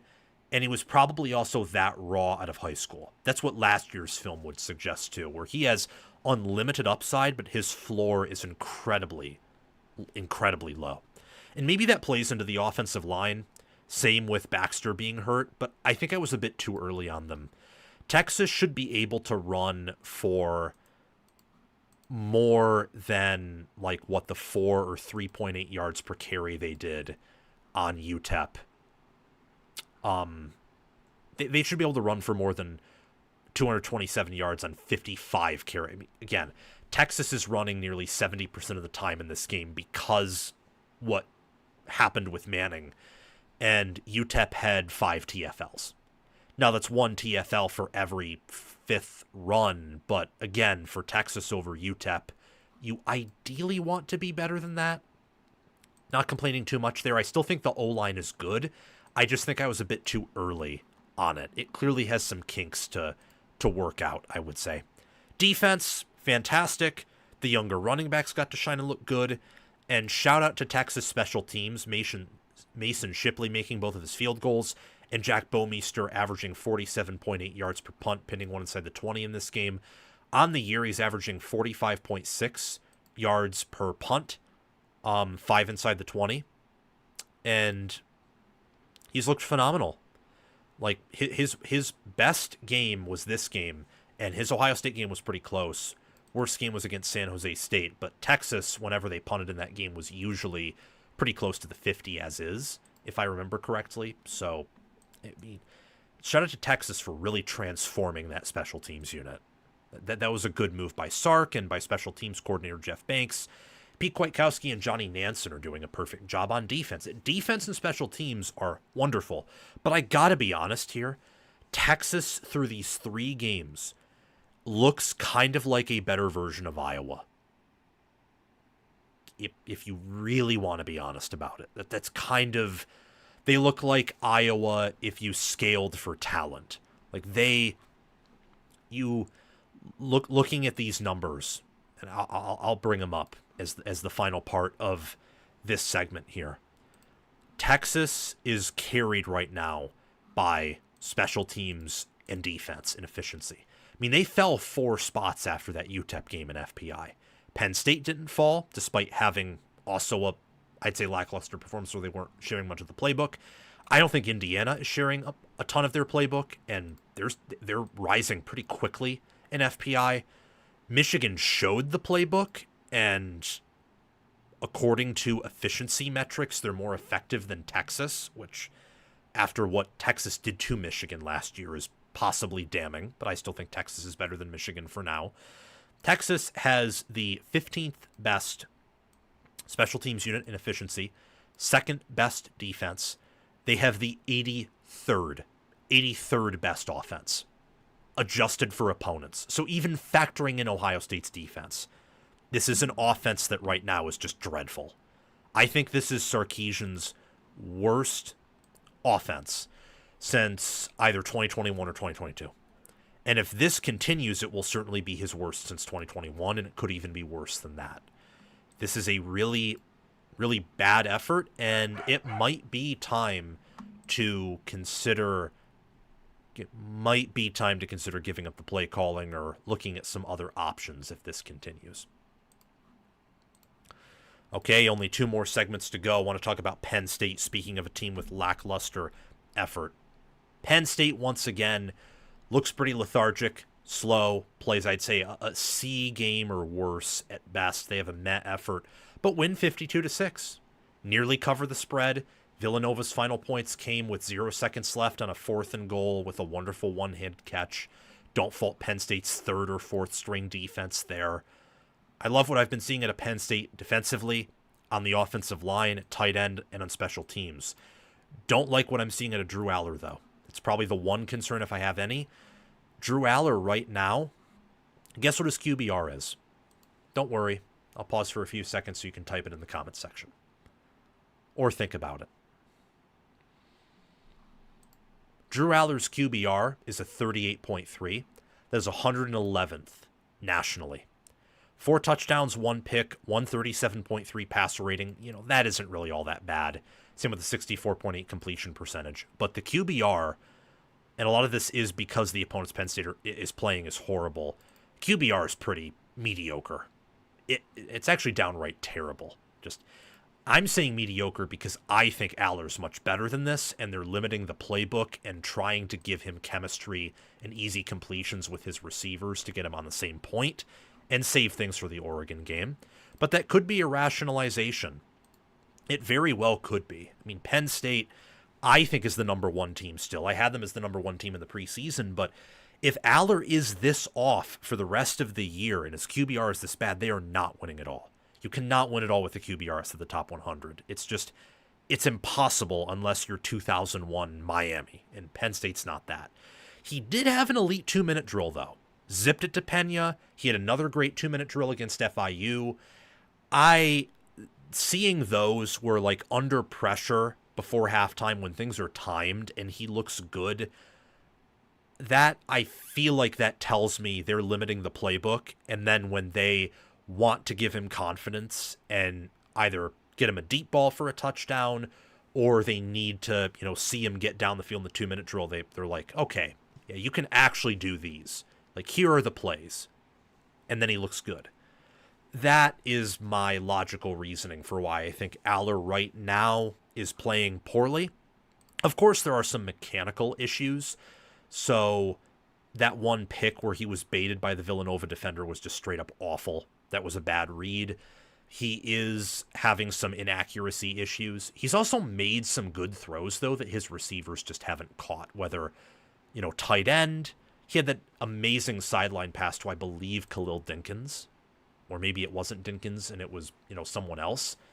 He had that amazing pass to the sidelines that was ruled an incompletion because he didn't reestablish himself in bounds. But that was the correct throw. It was a really good throw, just didn't get caught. Guy couldn't reestablish himself. I think that he's better than the advanced analytics suggest, but we'll have to see. He certainly has not played all that well so far. A point that I want to emphasize further is that Penn State's front is, whether front 6 or front 7, if they run a 4-3, it's a top 2 front. They now have 8 sacks and 29 TFLs so far. And unlike USC, who's given up some, 4-yard per carry games on the ground, Penn State really hasn't done that. Like, Penn State has done a good job of stopping the run, getting TFLs. They're currently 97. They're in the 97th percentile, so that's like really, really good in havoc rate defensively. That's what they had against Villanova. They were in the 80th percentile actually in expected points added per play. 80th, and that was with Aller playing that poorly. So that's another area where I think, again, they're keeping things simple in the passing game. They're keeping things simple in the ground game too. The difference is, I think, without good scheme, I think Penn State's offense through the air is truly limited. Drew Aller as a college quarterback is probably never going to be the nation's best. He could be that way in the NFL if he translates or gets developed, but just because of some of the receiver limitations, like he's never had a top 5 wide receiver core, and the fact that in college we've seen him and he's had some disappointing moments, there is a cap to Penn State's passing offense that I think scheme and Kotelnicki help, and the run game too help. With Penn State's rushing offense, though, and Aller will be involved in this. I think he showed in this game that he is nimble and faster than he's ever been. So I think that they'll show off some of the RPO run stuff in Big Ten play, and that starts with Oregon. Penn State, they had a long run of 18. Villanova, by the way, had no TFLs, no sacks. Penn State had a long run of 18 and averaged 6.2 yards per carry. That rushing offense has no ceiling at all. They've looked better every week, irrespective of opponent. I think that this rushing attack is the best in America. And I think that once they open the playbook and once they play Oregon and as they get more comfortable, I think you will see that. I love what they can provide there. This was their best performance yet on the ground. I think if they involve Aller in their rushing attack more, and when they open up the playbook, I think it'll get even better. So I'm ultimately optimistic with Penn State. I'm really not concerned about them, and the sports books show that. So Oregon has gotten tougher. The sports books think Oregon is much better than they were in the preseason. That's why their odds are peaking. They're now tied with Penn State in title odds, only I think plus 10 away from Penn State in Big Ten title odds. Penn State's odds haven't moved down at all. Ohio State's have, or moved down a little bit for the Big Ten, not for the Natty. Oregon's have moved up. Penn State's have stayed steady in national title and Big Ten title odds. I think that the books view Penn State the same as they did in the preseason. I do as well. I'm higher on Penn State than the books are, but I could be wrong. I think that they're prepared. I think they know what they have. I think they're confident. I think they don't want to give Oregon anything to look at because with the new receivers and with Jim Knowles' defense, there will be some new things, obviously. And it's also at home in the whiteout. So there'll be a different game plan than what Penn State had when they played in Indy. Different environment. I think Penn State's prepared. I think they know what they have. I think they are going to have a really good, inspired effort and coming out party against Oregon.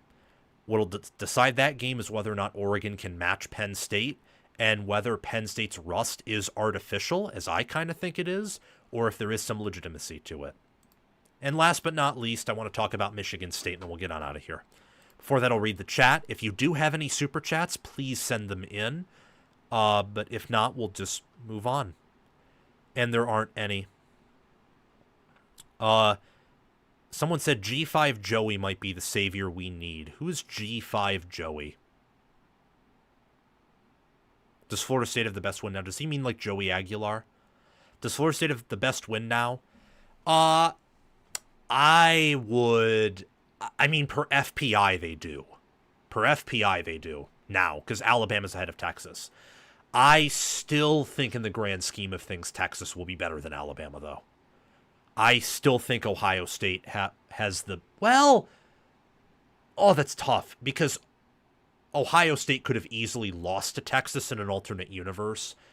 It would have been much harder for Bama to beat Florida State. I will say it's a tie, but that's kind of chickening out. I'm going to say it's Florida State. Florida State has the best win. Michigan State beats Youngstown State 41-24. And the encouraging thing about this compared to Michigan State's game last season against an FCS opponent is Michigan State's offense looks better, and it was against a much higher quality team than Prairie View A&M. The problem is that you allowed 24 points to an FCS team, and USC's on deck with an 11 p.m. Eastern Time kickoff, 8 p.m. Pacific Time kickoff this Saturday. This game was played without defense. Obviously, Youngstown State allowing 41 points. Their defense didn't have a great day. That was to be expected. Michigan State's defense looked really porous, though. I thought Michigan State would cover pretty easily here. I was a little bit shocked that Youngstown State was able to move the ball in the fashion that they were. But ultimately, Michigan State emerged with a win, and they're 3-0. They have back-to-back 3-0 starts. We'll see if they finish 2-7, as they did last year, or if they finish better. Look, I got a lot of pushback by saying Michigan State's defense had major concerns against Boston College. I got a lot of pushback from that, on that from Spartan fans. And I want to ask you guys again, and this is as someone who likes Michigan State, thinks they're often disrespected in a really good program. Do you have concerns now? Because, oh boy, if Youngstown State can score 24, USC can theoretically score 70. Not saying they will, but look at USC's offense. You got to play Penn State, and Penn State is running for like 6 yards per carry while they don't have any passing offense because they're hiding the playbook. Look at Michigan with what they just did with Bryce Underwood. Look more than Michigan, because that's a rivalry game. Anything can happen there, especially since it's in East Lansing. Indiana is running for 300 yards per game, and they have a potential first-round quarterback in Mendoza, according to some. So this defense has issues. It just does. There's no way of beating around the bush. They have issues. They do. There's no denying that now. You allowed Youngstown State's quarterback to average 7.1 yards per attempt, 2 touchdowns. He averaged 10 yards per completion.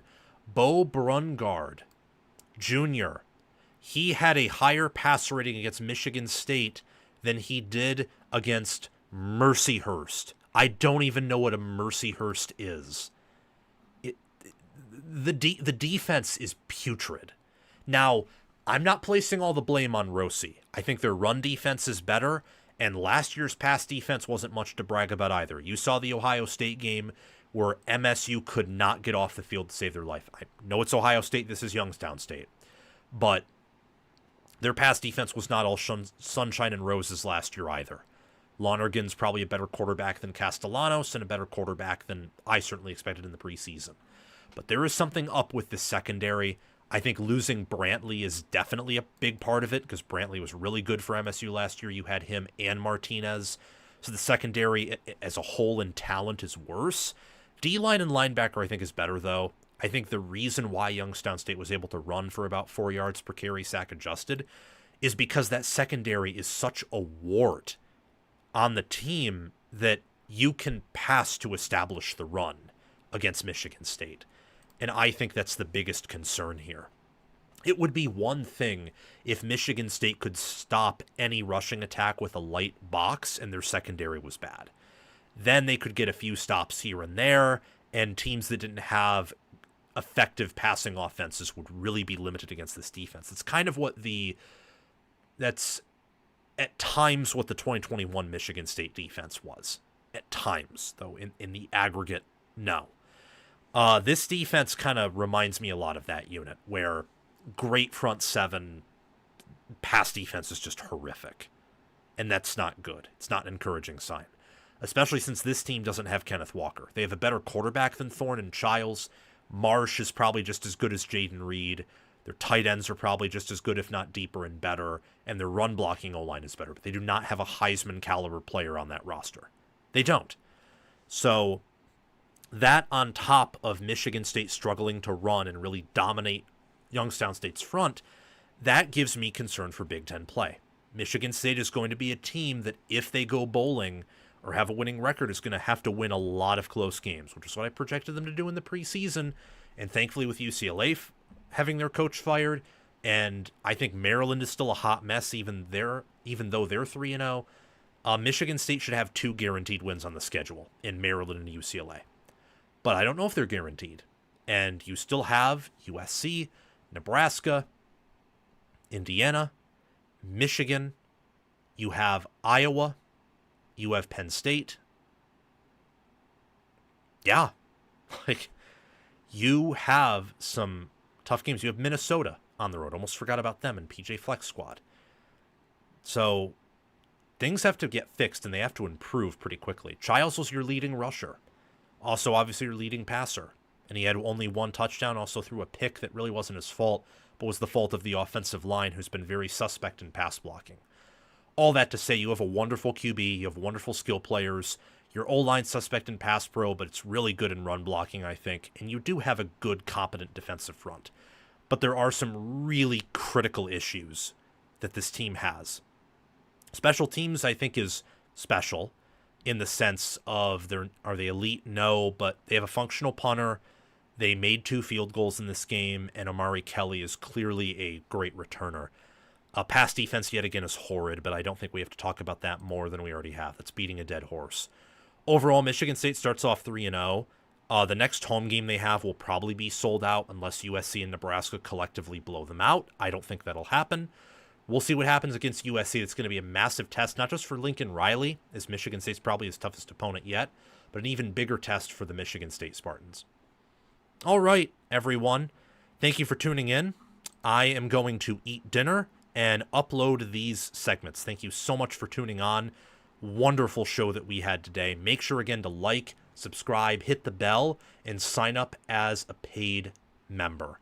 Just go on my main channel, click my icon, and there should be a join button. Next to